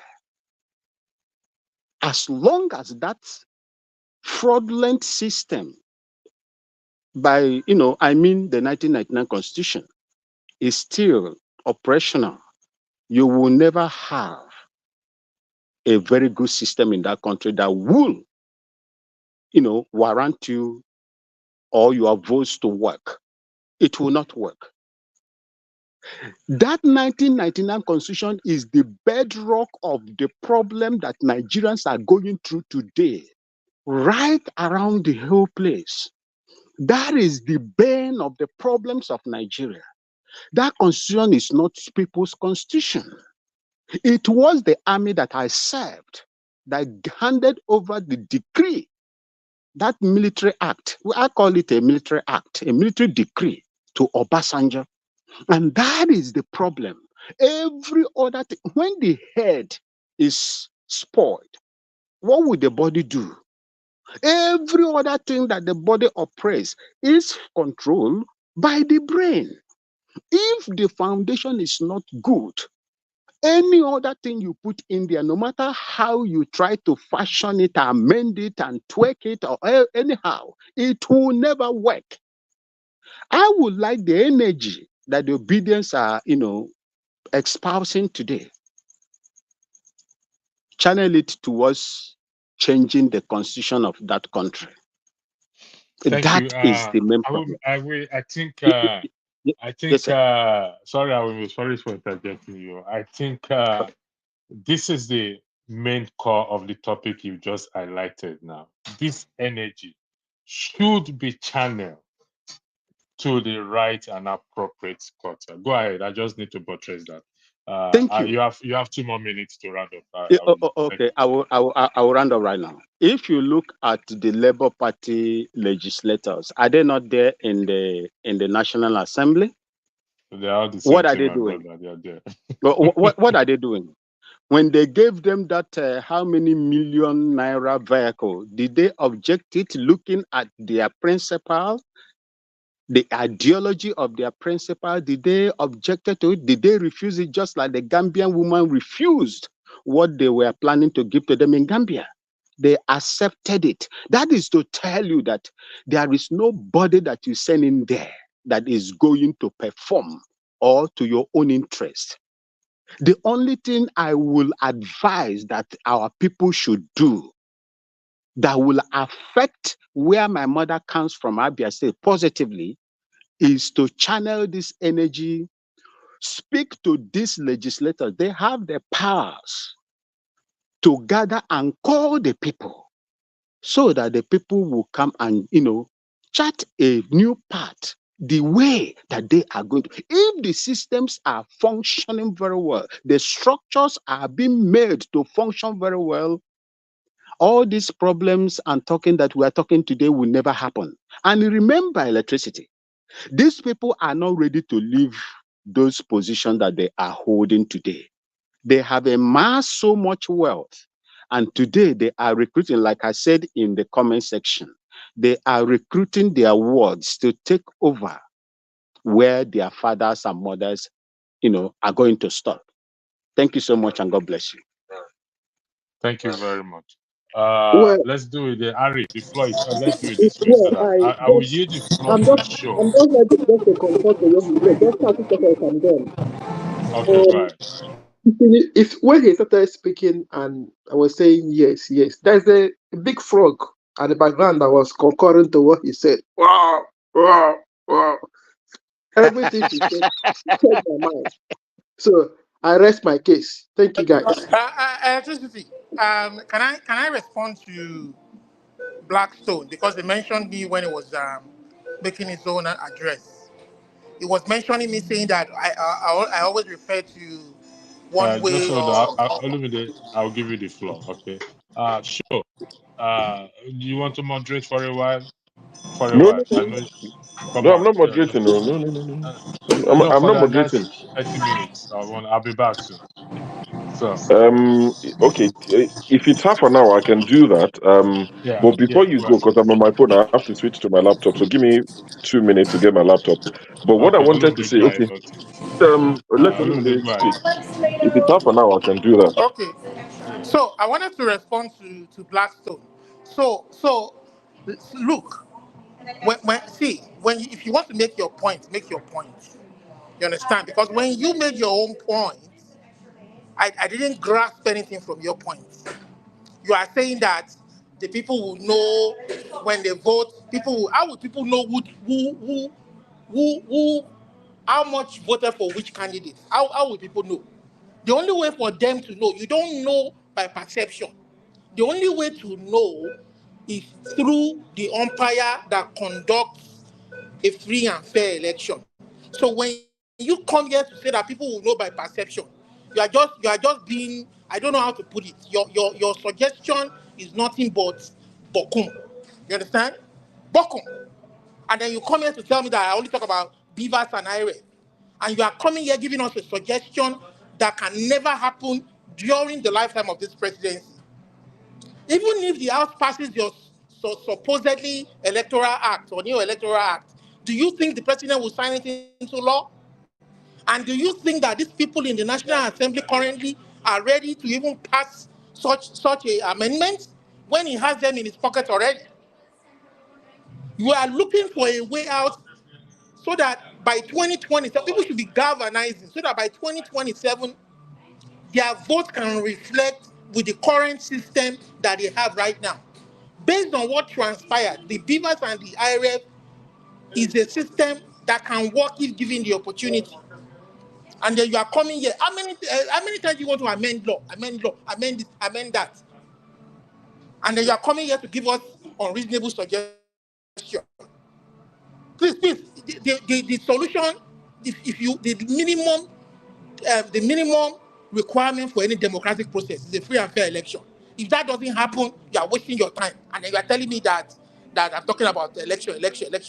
If election has come and gone, should you not begin to make the people responsible for conducting a fair election hold their feet to fire to making sure that every time they undergo any electionary process, it should be free and fair? There's a door election coming up. Has it come and gone? Must you wait for presidency before they get it right? That's what we are talking about. They did presidential election. They were doing some off-cycle election. Everybody went to sleep. They messed up the Imo election. They messed up whatever elections they did in the off-cycle election. And then you want to wait for 2020. Then you should begin to put your feet to fire. Mahmoud should be fired right now. Thank you. And when they want to do any election, the political parties must have a meeting where they must insist can that I talk now? the tools that INEC have at the moment, they must make those tools work. There must be an agreement when they come together. They have to make those tools work. Beavers must work. IF must work. Can we That is add what we now? should be insisting. Sure. Go ahead. Show is moderating for the now. So Show, the floor is for you. Okay. Half an hour, I beg. Okay, Sure. welcome. Electricity, please. If you will permit me, there is a guy that. My hands. I'm taking permission from Show. I'm taking permission from Show. No, okay, brother Show, please let me just respond to this. Someone just spoke, before this, my Olumide spoke, just made his,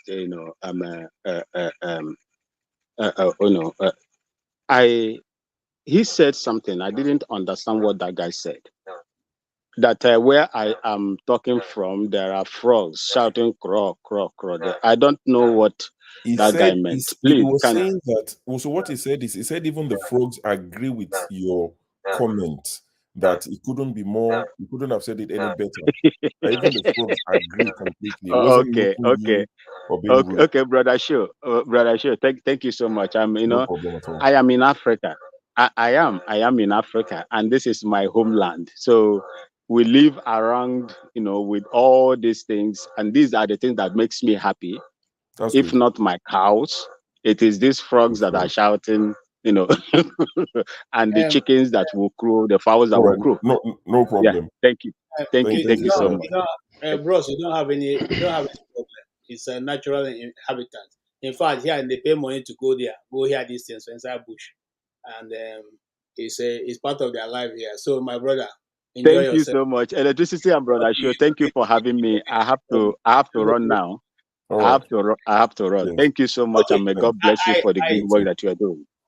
Thank you, sir. I want to jump in quickly and buttress some of the things that Olumide have said. You see, in theater, we say something. How do you know a character? By what he does, by what he says, and what people say about him. Now, in what these guys have been doing so far that they've entered government, does anything look like they want to obey the rule of law? No. You see, the absence of the rule of law is the beginning of the failure of any system. As long as the people have refused to obey their own laws, there's no how you can bring anybody to equity without him being, first of all, giving himself to the authority of the rule of law of that nation. So now, so far, what has this government done that is different from what the other previous one have done, that is pointing to the fact that they will agree to the rule of law? And that's why I say, if you want to wrestle with a pig, you cannot decide not to go into the gutters. You must go to the gutters to be able to take control. Now, having said that, who tells us that they are going to make any law that's going to make them? Look, these guys are making free money. They are living in free houses. They are driving free cars. They are eating free food. They are going around the world on the account of Nigerian people's money. And you think they will sit and bring out a law that will stop them from enjoying all of that? It's not going to happen. And it's not giving people in government any authority to begin to misbehave. It is saying that, see, look, I said this thing many months ago on this platform. I said the time we lost our nation was the time that the National Assembly sat down and said they are the sovereignty of Nigeria. That sovereignty belongs to them. Therefore, you and I cannot sit in our homes or communities and decide that we don't want this person again. No, the sovereignty you have to take it to them to decide that that person will have to be removed, which will never be done. So until there's an awakening, until there's a reformation of our mentality, which will now bring us to a central system where we all now will go.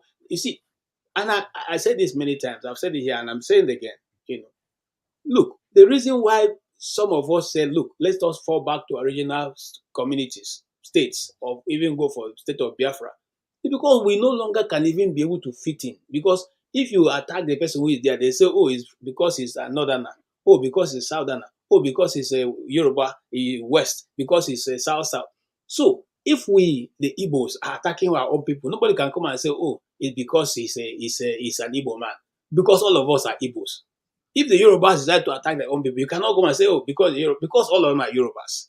Okay, if the Northerners decide to attack the Fulani man, we cannot say, oh, why are they attacking? All of them are the same thing. That is one way of doing it. But if you tell me of this Nigeria that I see today, that we're going to have a time when all of us will come together and say, okay, oh, now I want to march in the street. Now I want to look. And I said this, and I said it again and again, and I'm not an advocate of violence.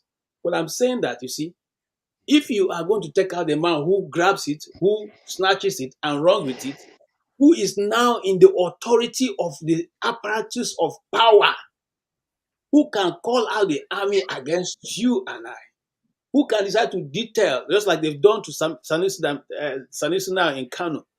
When Sanusi went to court and got court injunction and in fact, he was awarded 10 billion naira at that time for being dethroned illegally. They didn't roll out the army to go and stop them from bringing him out of the house. They didn't roll out the police from going to stop them. But now that the person who is in power is favorable to the person who is being dethroned, the army have gone there to keep peace, guarding his palace. The police commissioner refused to obey the instruction of the governor. Now, this is the country we deal with.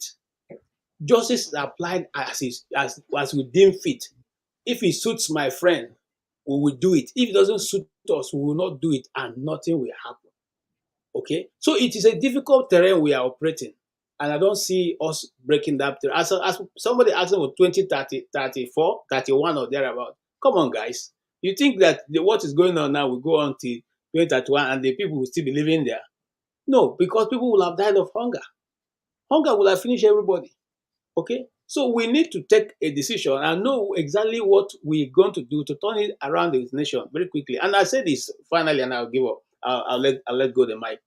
Now, for the man who is the vice president, please, any of us sitting here, if you are the vice president and you manage to manage Tinubu to the end of his tenure in 8 years' time, and you were his vice president throughout, are you going to allow KJ to come and take over as president?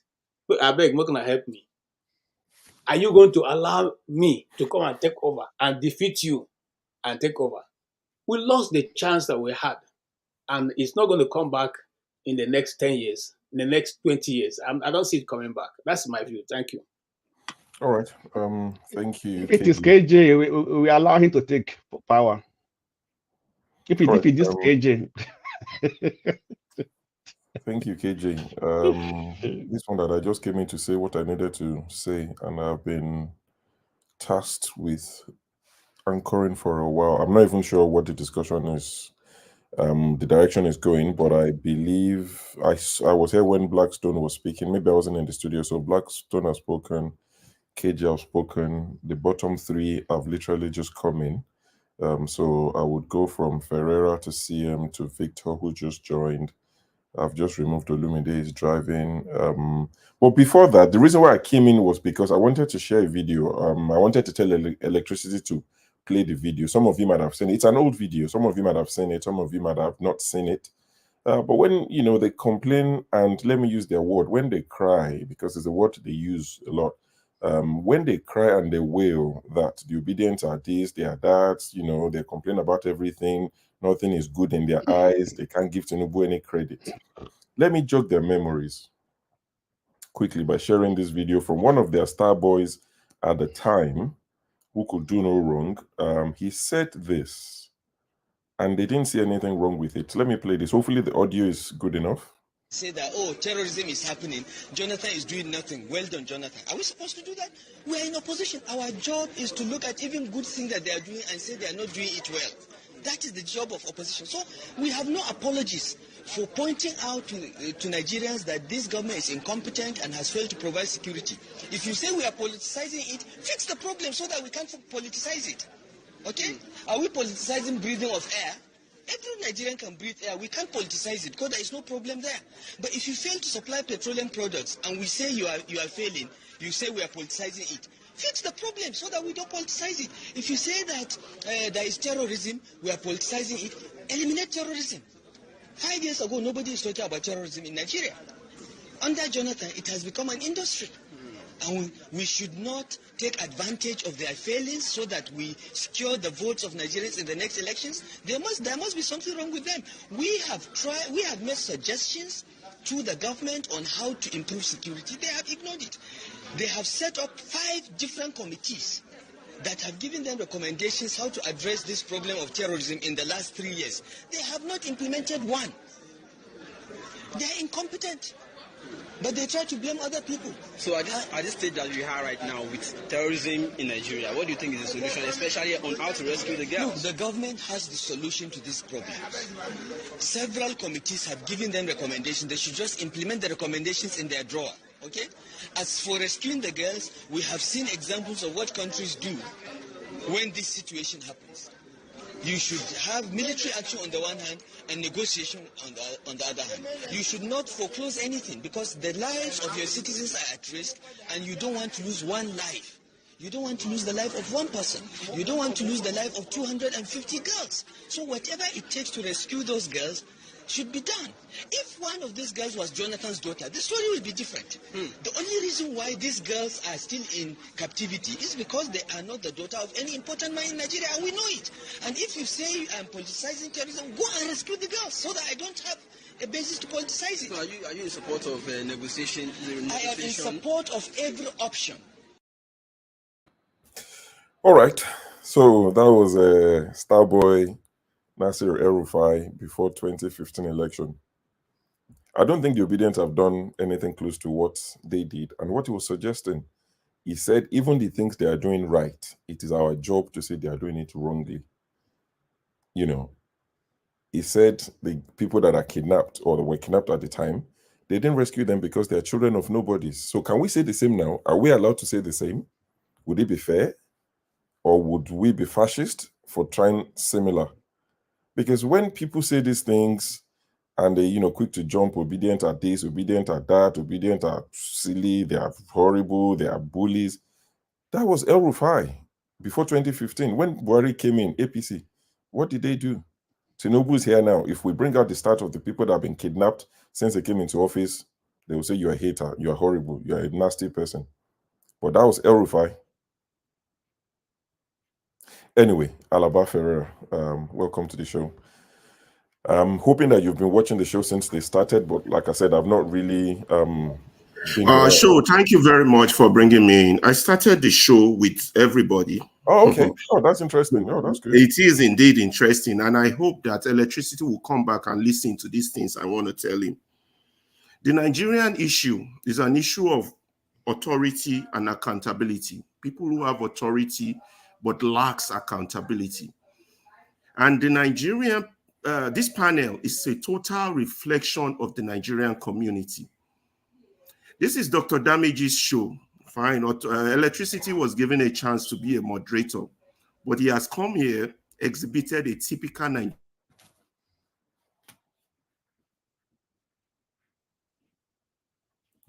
You're muted.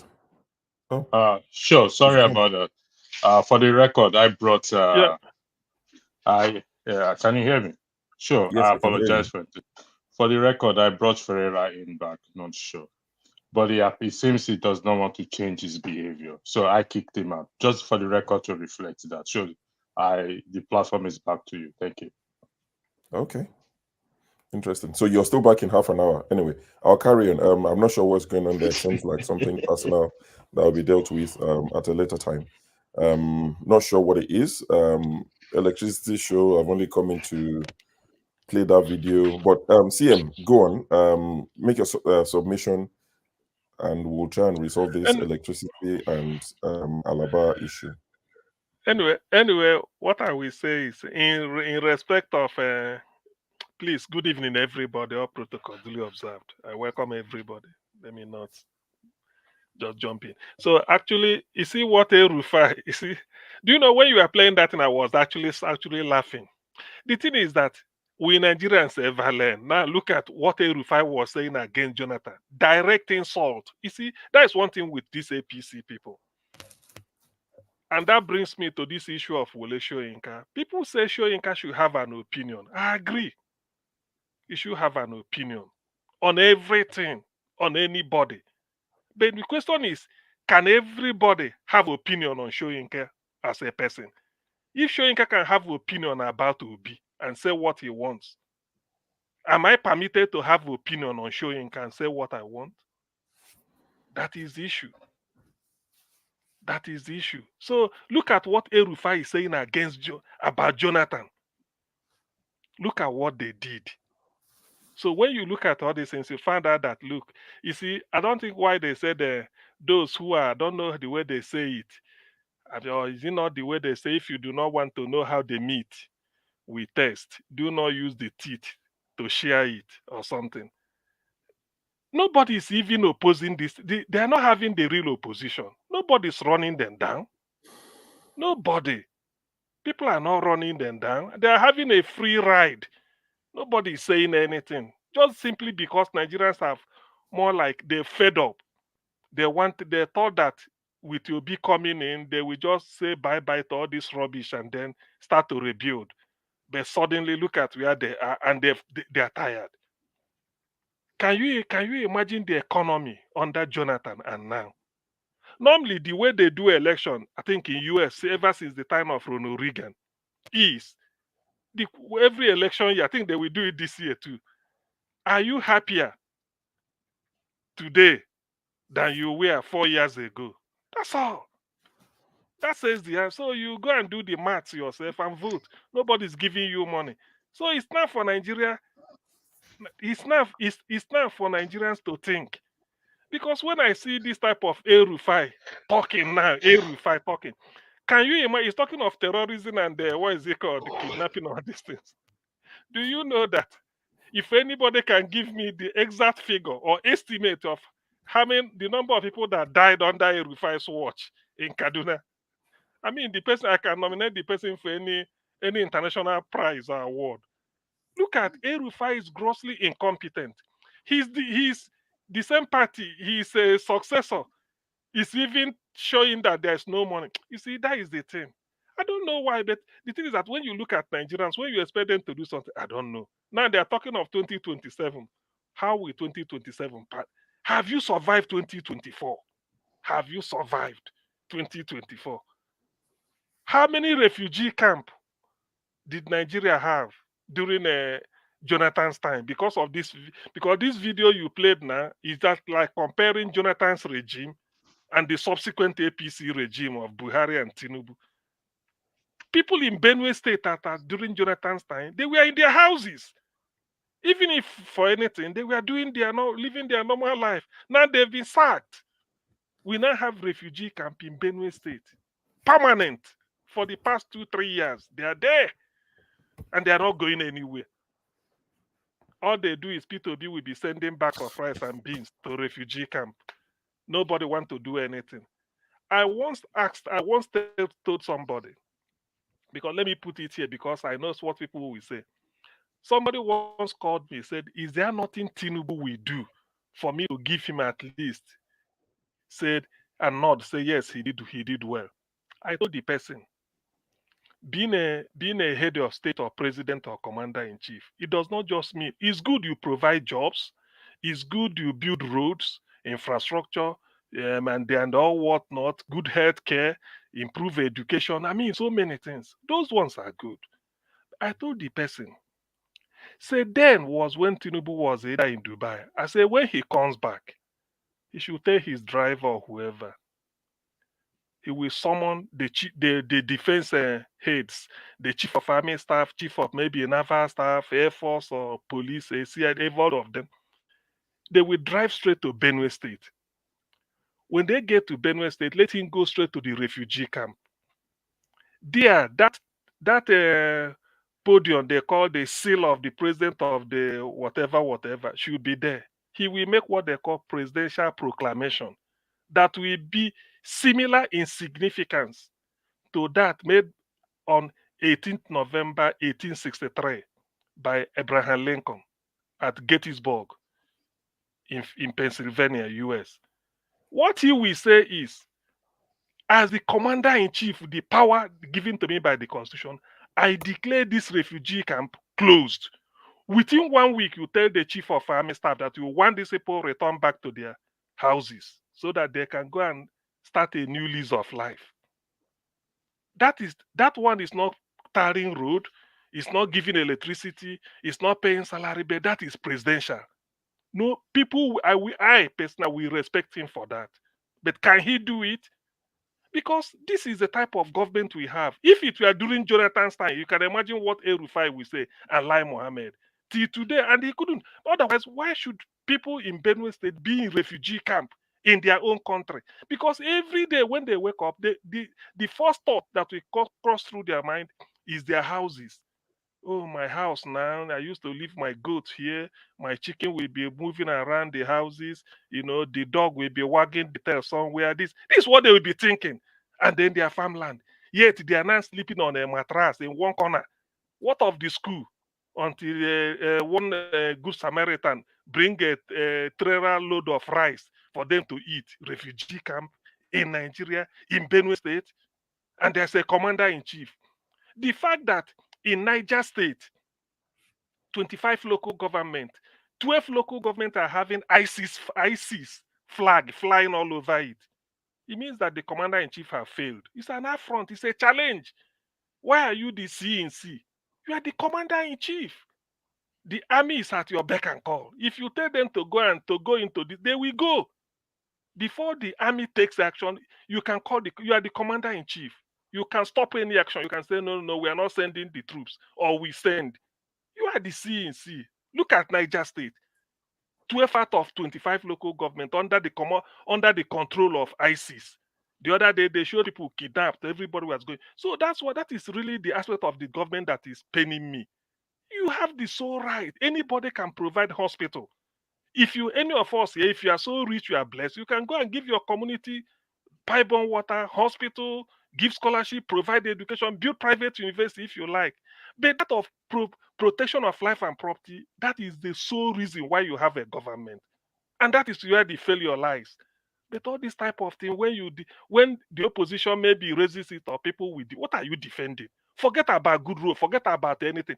Provide security, challenge it, but nothing is happening. And people like El Rufai will be remembering what they told Jonathan, because Jonathan's daughter is not among the Chibok girls. That's why he kept quiet. Now look at the situation we are now. Jonathan has out of the way. So my people, you see, this government, I'm still saying it. So I always like to be objective. If they can end the refugee camp in Benue State, you've converted me. If it can be, just end it, because there's no basis for that. Even if you don't have food to eat, stay in your ancestral home. It gives joy than to be in refugee camp when your country is not at war. Even your community is not at war. That's not fair. So I give in for now. Thank you. All right. Thank you, CM. Like I said, this issue that is ongoing, it seems to be spillover from Saturday, which I didn't catch everything, but it looks like a spillover from Saturday. It will be addressed and it will be resolved as soon as possible. There's a meeting that is pending between the moderators and Dr. Damages, who is incapacitated, like we've mentioned a few times. So we'll have the meeting, we'll discuss it. I would bring it up myself because this is not, of course, this is not what we want. We don't want to silence anyone. But like I said, I only just stumbled on this show. I'm not sure what's transpired, and I just don't want to make it my show. So, my hands are a bit tight, like man from Ikene said, Pastor Shibajo, my hands are tied. Otherwise, I'll bring Alaba in. I don't mind whatever opinions people have. So I'm speaking to electricity, trying to find out what exactly is going on. If I can bring Alaba in and get him to speak on the issues and leave whatever issues they have going on, speak to the issue we are discussing today. This matter between you and electricity can be resolved at another time so that we don't make this show about the two of you. But Victor, I see you've been waiting for a while. Welcome to the show. It looks like a new face or maybe an old friend who's just returned, but good to have you on the show. Yeah, sure. Thank you very much for No problem. letting me in. It's actually my first time joining the show, but I've been following you guys closely. Can you all hear me? Yes, clearly. Yeah. No, so I've been watching tonight, and I just want to make a simple, a small contribution to the issue of how we change things in 2027. I think, commenting on what transpired last year or previously, I don't think is very helpful in the way forward. In my view, I think the focus and concentration should be on how do we change things going forward. How do we do that? I think I was listening to some of the guests on the show in Iran, and they talked something about one of them will talk about focusing on 2031 instead of 2027. But I think that obedient and Nigerian youths in general can actually do better by focusing on 2027. And I think as we just mark 1 year of Tinubu's administration, I think a lot of people are still talking about 2027, think that it's far away. It's 3 years, which by the time we close our eyes and open it, we're there. And I think a lot of things that lead to happen if we are to get a good election in 2027 need to start right now. And I think I know somebody made mention about Labour Party legislatures, what they were doing, but I think we in general can actually do better. I think if Nigerian youths in general, if we take this as a task between ourselves, these guys sitting at the National Assembly, they are our representatives, even though some of them we didn't vote them in. But one way or the other, they got there and they're still our representatives. So my view, I would think that if we can actually sponsor bills through our senators and House of Reps that focuses mainly on electoral reforms that would enhance the electoral process in 2027, that would might yield a positive result. And I think there's a way that we can tweak current electoral law. It become impossible for ILEC to actually rig election. First of all, there are a lot of loopholes or issues that weren't clear in the current electoral process, and for some reason ILEC and the cohort there jump into that and then did what they did. I think one of the two things or three things that I would recommend that is worth changing in the electoral law is, one, to make sure that the issue of transmission of result is made clear.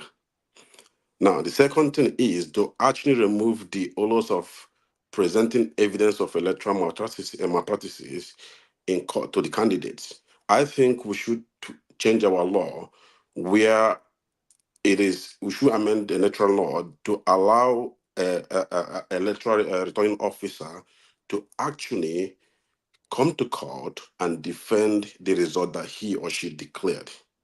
So instead of putting down the candidate where there is discrepancy, let the person who declared the result come to court with his figures and tell the court, this is the figures that I declared and this is how I arrived at that.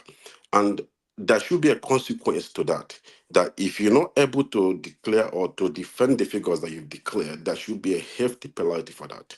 And I think if we do that, put that back on ILEC to defend, to come to court and defend the result that they've declared, this whole madness will end. Because you all would agree with me, we've seen the petition tribunal, how everything transpired, and it is impossible to defend. It is impossible if you Okay, can I punch a hole in what you just said? Sorry. The reason why I want to punch a hole is this. See, we have to follow the trends of what is happening. See, let me tell you as a matter of fact that any person's result is not admissible in court. You understand? See, as a matter of fact, when this lady that covers her head, what's her name?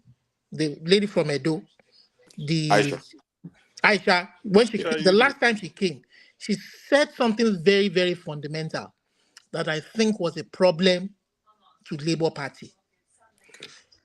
Forefathers is always asking, where are the certified results of the different Labour people who were their representative at the polling units? Where are their own certified copies? Yeah. They don't have anything. Most of them, everybody was silent on that issue until Aisha came and she raised the issue of the fact that there was a problem between transferring money she was in charge of disbursing funds to each polling unit, to making sure that they were paid for whatever they needed to do, and there was an issue of paying this, and they may have been sabotaged at that point. You understand? But what I want to point to exactly is if you go back to where this thing worked, you understand? We don't need to flog a dead horse. See, in the Oyo election, if you read the judgment, if you read the summary of the judgment, the Oyo election where Adeleke contested against Tinubu's cousin, Oyetola, when they went to court, Oyetola brought his results. That's Osun State. In Osun State, Oyetola brought his own results to prove that Adeleke manufactured numbers, that he was claiming that Adeleke did not get the most popular vote, the highest number of votes, that he had his own. Oyetola brought his own results. So in summary, Labour Party failed. You know what punched the hole in Oyetola's case was the judge said, okay, you the umpire, where is the IREF and the Beavers results? You understand? Yeah. What made Oyetola to win that court verdict was the fact that Oyetola's number was higher. Oyetola was the one that even manufactured results because his numbers were more than the one INEC declared through the Beavers and the IREF results. You understand? Right. Olumide, please let Victor finish so that we can... this thing works. We just have to make the system that is responsible for produce to make it work. Yeah, but the question you understand? is... Maybe because it was one state, it was easy to manage for the party to manage one state. You understand? Instead, compared to a whole country, where it is not easy to manage the whole country. You understand? Olumide, just factor this in. Do you know that on the day at 4 a.m., when Tinubu was declared president, the result of all from all the polling units is not with INEC. They've not. I know that 2 weeks, 2 weeks, 3 months. I think even they say up to even today. Till today, we don't know the actual accredited voters. You understand? You see, that's why I've argued. Sorry, I've argued this thing one day. I said, you INEC, statutorily you are empowered to conduct result and present the election. I mean, present result. I do agree with you that at the end of the day, how then are you? Please, no matter who brings what result, let Victor it is the finish. It's his first time with us. It is the umpire's result that matters at the end of the day. Please. Yeah, and that's why I said that I think we should tweak our electoral law the way that it is on ILEC to actually present how they declare a result rather than the contestants proving that. Because if you put it back on ILEC and there is a consequence that, for example, if you are a electoral officer or returning officer of INEC, if you declare a result that you cannot prove in court, how that result come about, you receive 10 years imprisonment, for example, I don't think a lot of people will want to take that risk. This is my humble opinion. Now, if you leave it on the contestants to prove that how the result that dialect declares is incorrect, it becomes impossible in a way, because we also what happened at the court. Sometimes you even request for evidence from INEC, they don't produce that evidence, and you go to court, you get all that from court to force INEC to produce that evidence. INEC refused to obey that order, and court is helpless. Court don't do anything about it. So I think if we put it on INEC that when there is a dispute, that INEC should be the one who come to court, present to court how they've conducted the election and how they arrived to the result that they declare, rather than the contestant. I think our electoral process will be much better than leaving it on the individuals to do. This is my view. If you want to round up in a minute, please, Victor.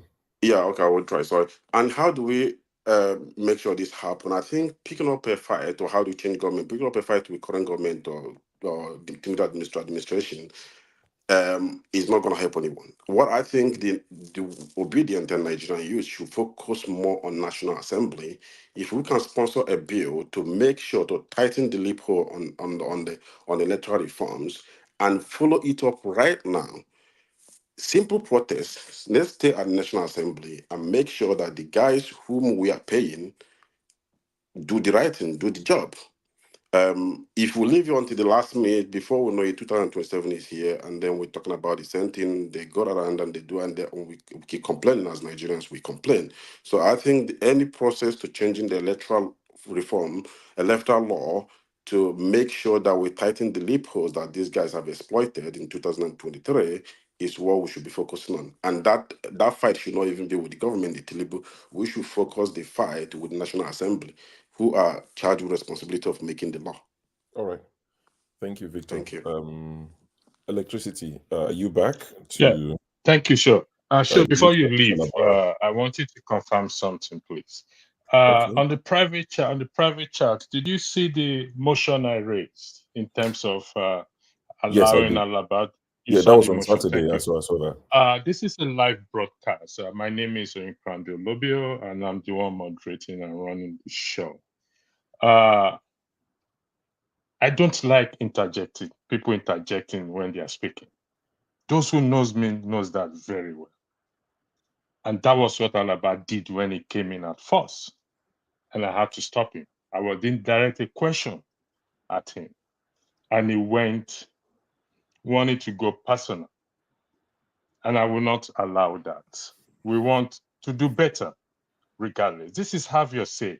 Have your say doesn't give me a right to attack you because there's an issue. Even if my opinion is more superior than the other person, I will wait. If I think my opinion is more superior, I will wait for that person to speak.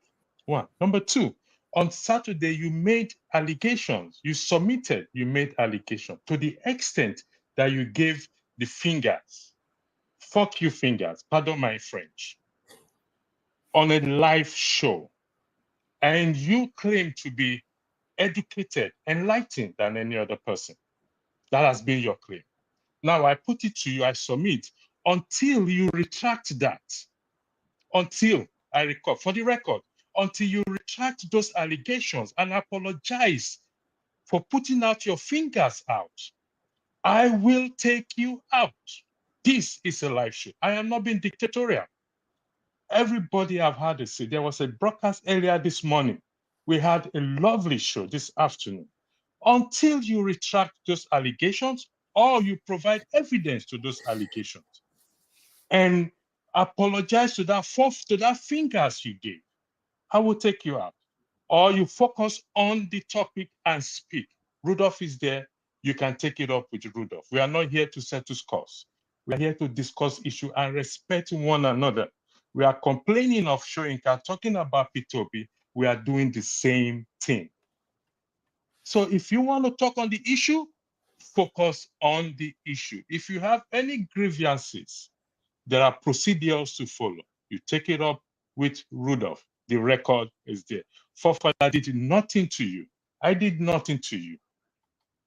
So if you want to weigh on the topic, subject matter, the floor is all yours. But if you go personal, I will remove you from the platform. Thank you. The floor is yours, Ferreira. Let me make it very clear to you, Electricity. I will not be threatened. I will not be giving guidelines on free speech, not by you. Let's be Okay. Show who is the next person, please. I believe it's Jonaba hasn't spoken. Then after Jonaba, we'll go to Omoshola. Then we'll go to Olumide. I think, yeah, then you can start all over again. But I just came to play that El Rufai video because I think it's quite yeah, thanks for playing that. I just came to play that El Rufai video because I think it's quite important that people see how APC planned to play opposition and how they played opposition. Now, Labour Party haven't done that, where they are being called fascists, Bajue, whatever, all sorts of names under the sun. So that's what I came here to discuss. And people are asking me to talk about the LP and PDP issue. If you remember when Peter Obi came, I asked him a question at the time, and I told you guys, I said the question will become very important later. You see, I'm not just a pretty face. The question sounded very simple. I said to him, I said, are there relationships that you consider too far to have, even if it takes you to Aso Rock? Are there people you will not work with in Nigerian politics, even if it means you get to Aso Rock? And he said, yes. Oh, so many names in my head. I wouldn't mention names, but there are so many people I won't work with. I had my reasons for asking that question. So I'll be watching with keen interest to see who is willing to work with, who is not willing to work with. I asked for a reason, like I said, but enjoy the rest of the show. I'll be watching from YouTube. If I need to comment at any point, I can come in. If there's any issue, I can come in and support on the rest of it, but enjoy the rest of the show. Thank you. Gentlemen, I beg your indulgence. Sure, before you go, yes. The reason for this broadcast is for us to channel anybody. Shoyinka has the right to criticize, Obi has the right to criticize, whatever it is.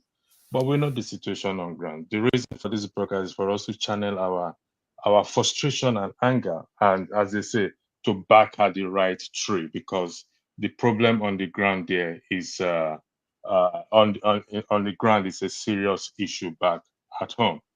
So that is the main reason for this broadcast, that our anger.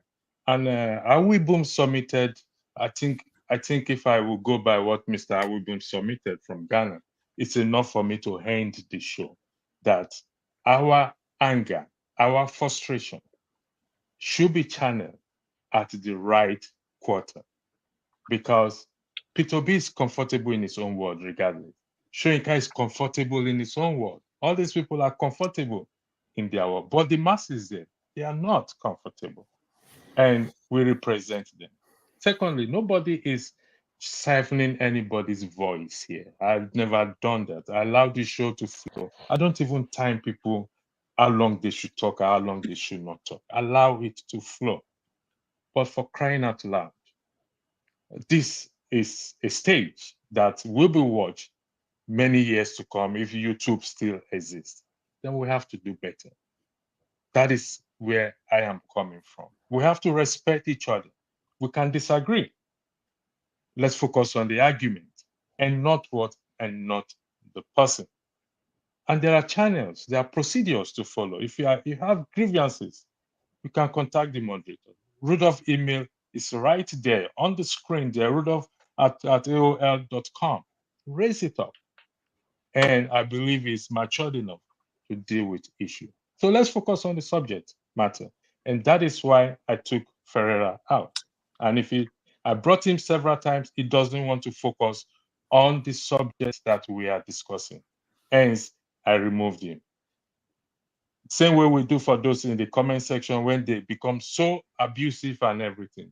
We ban them. So we cannot treat panelists differently. I enjoy the show. I do it voluntarily with all joy and happiness. And when I choose to step down, I will step down. I will not have played my mark. Thank you. Sure, the floor is back to you. God bless. Yeah, so I was just saying that I'm leaving. I would continue watching because this show. I thought it was going to happen tomorrow, so I wasn't even expecting it to happen. I missed the first Yes. 2.5 hours. I was on a phone. I ended up on a call. Sorry, I ended a call. Then I thought, let me check YouTube. What's going on YouTube? Then I saw you are live, and I'm like, you had the show this afternoon. So I missed the first 2.5 hours. I just joined, and I thought, let me come and drop that. In fact, the video of Erufai, I added it to the background. So I was trying to tell you that I've added the video when you didn't see the message. So I thought, let me come online, tell you that the video is there and back out quietly. Then I saw the drama that was, going on. But like I said, we would address this. This is not, the image we try to portray. We would address No, it. this is not the image. If you were here on Saturday, it practically gave the finger Yeah, to forefathers. don't worry. Don't let's flesh it out anymore. That is. It's fine. It's fine. I It's may have something my we think reservation of forefathers, we'll but deal I with will it not go that far. Let's deal with this. Let's deal with it off camera. It's We'll fine. do it in the back door, but choose to bring it up. It's fine. And I will tell Let's him. not make it a topic. That's fine. Alaba, you can rest assured it will be discussed. It's okay. It's okay. Let's So deal with anyway, it. who Let's is get back next, to what please? we're discussing. I apologize for that. I don't want anybody to perplex my tranquility. Who is next, please? By the time I finish on this show, they're going to know. Okay. So I think look at Jonaba. After John Jonaba, Abba there is says Omoshola. Prince, John Abba. Jonaba, Prince is not Omoshola, feeling fine. Olumide, then AY. So who is next? AY? Who is next, please? Jonaba, Omoshola, Olumide, and AY. Okay. Jonaba, the floor is yours, but before you speak, Mazi Prince said he's not feeling well, and I did say that it's as a result of what you said about him earlier today. That was why he went calling sick. So may God forgive you for that.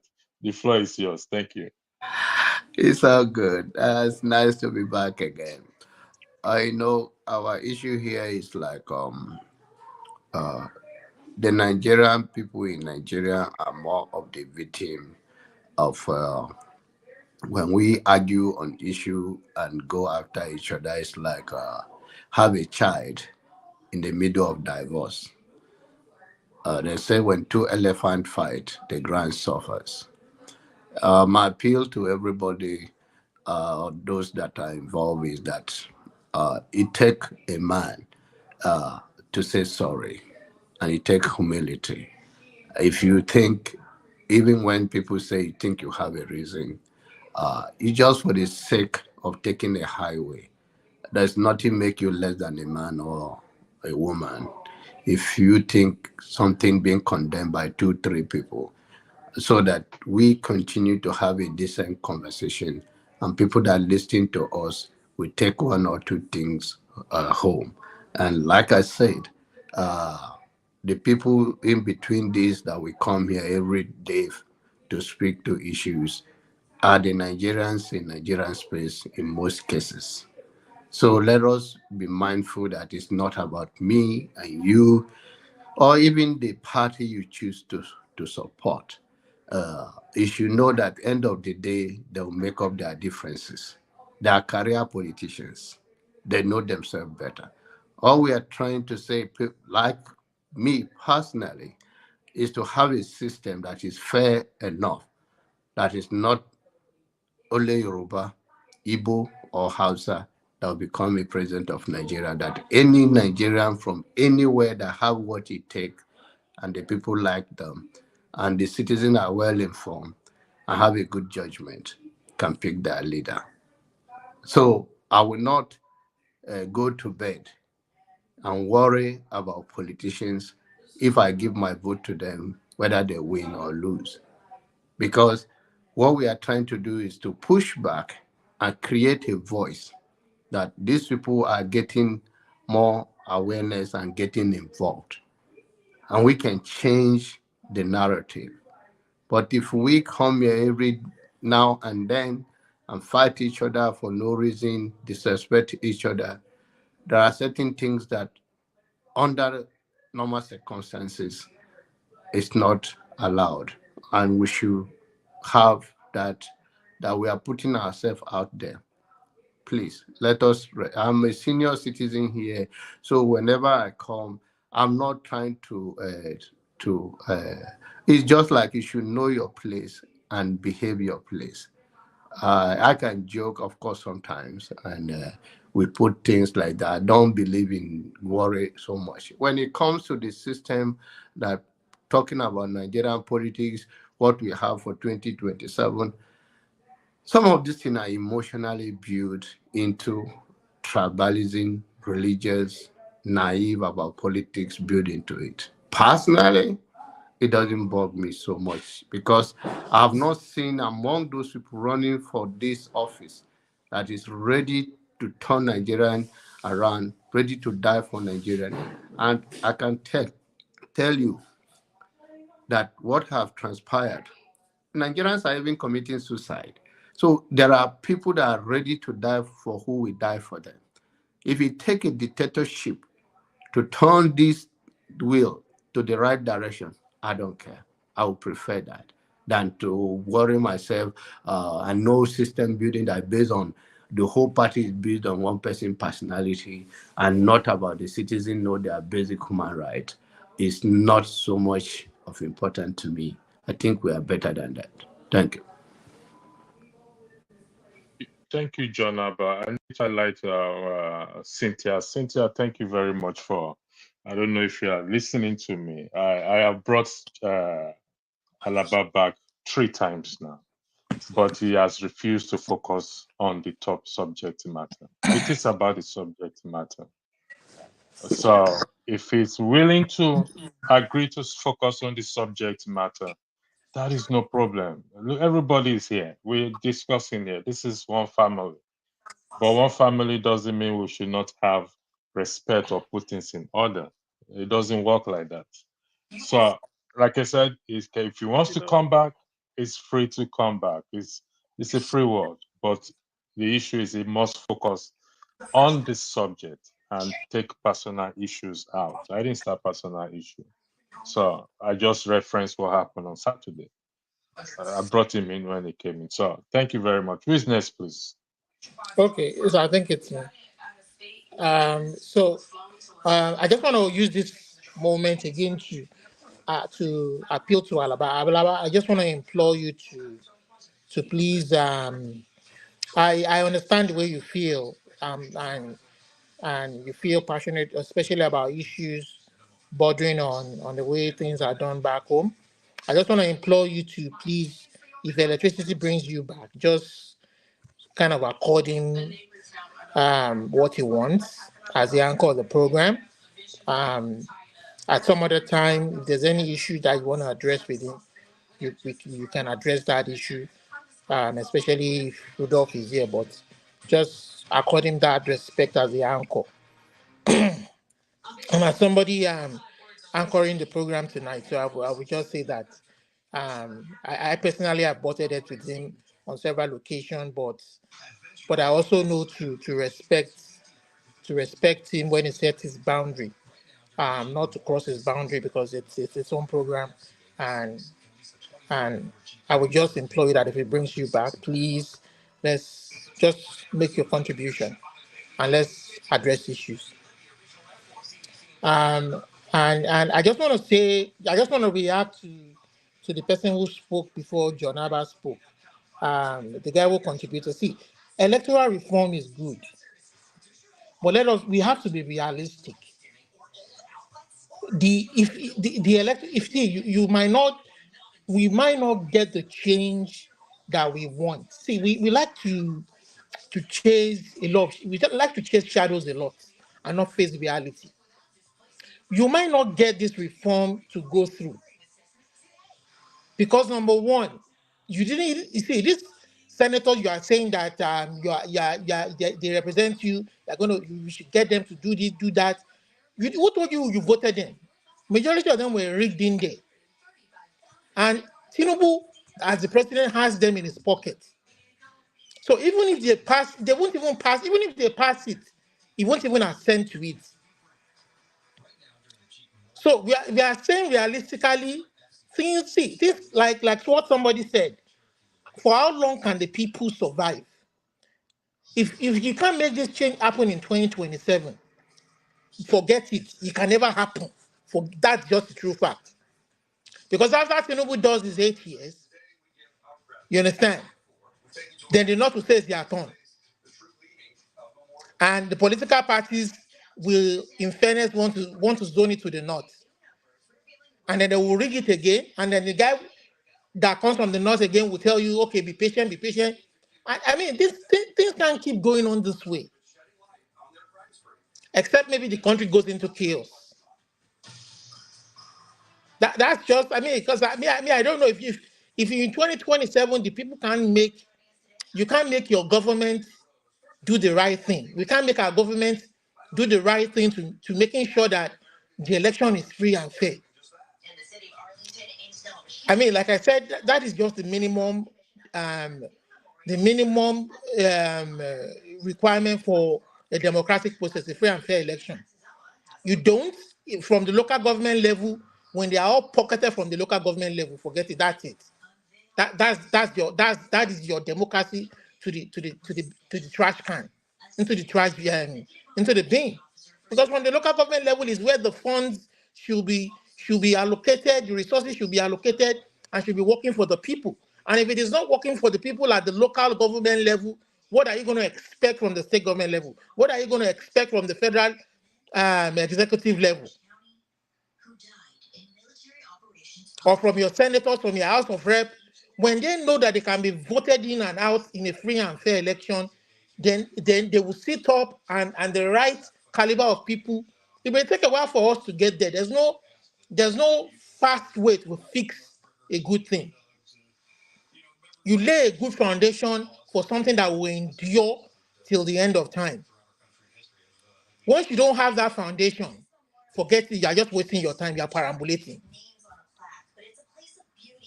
You're perambulating. And Jonaba, see, if you're sorry, Jonaba, I'm going to address you. See, the reason why Olumide, please don't lose your thought before you lose your thought. Can I suggest this? Is it too much for Nigerians to insist? That is talking about electoral reform. Is it too much for Nigerians to insist, or is it far-fetched for Nigerians to insist that going forward, maybe starting with a dual election, any election result that is not transmitted in real time from the polling unit is assumed that the election did not take place in that polling unit? Is that too much to demand? If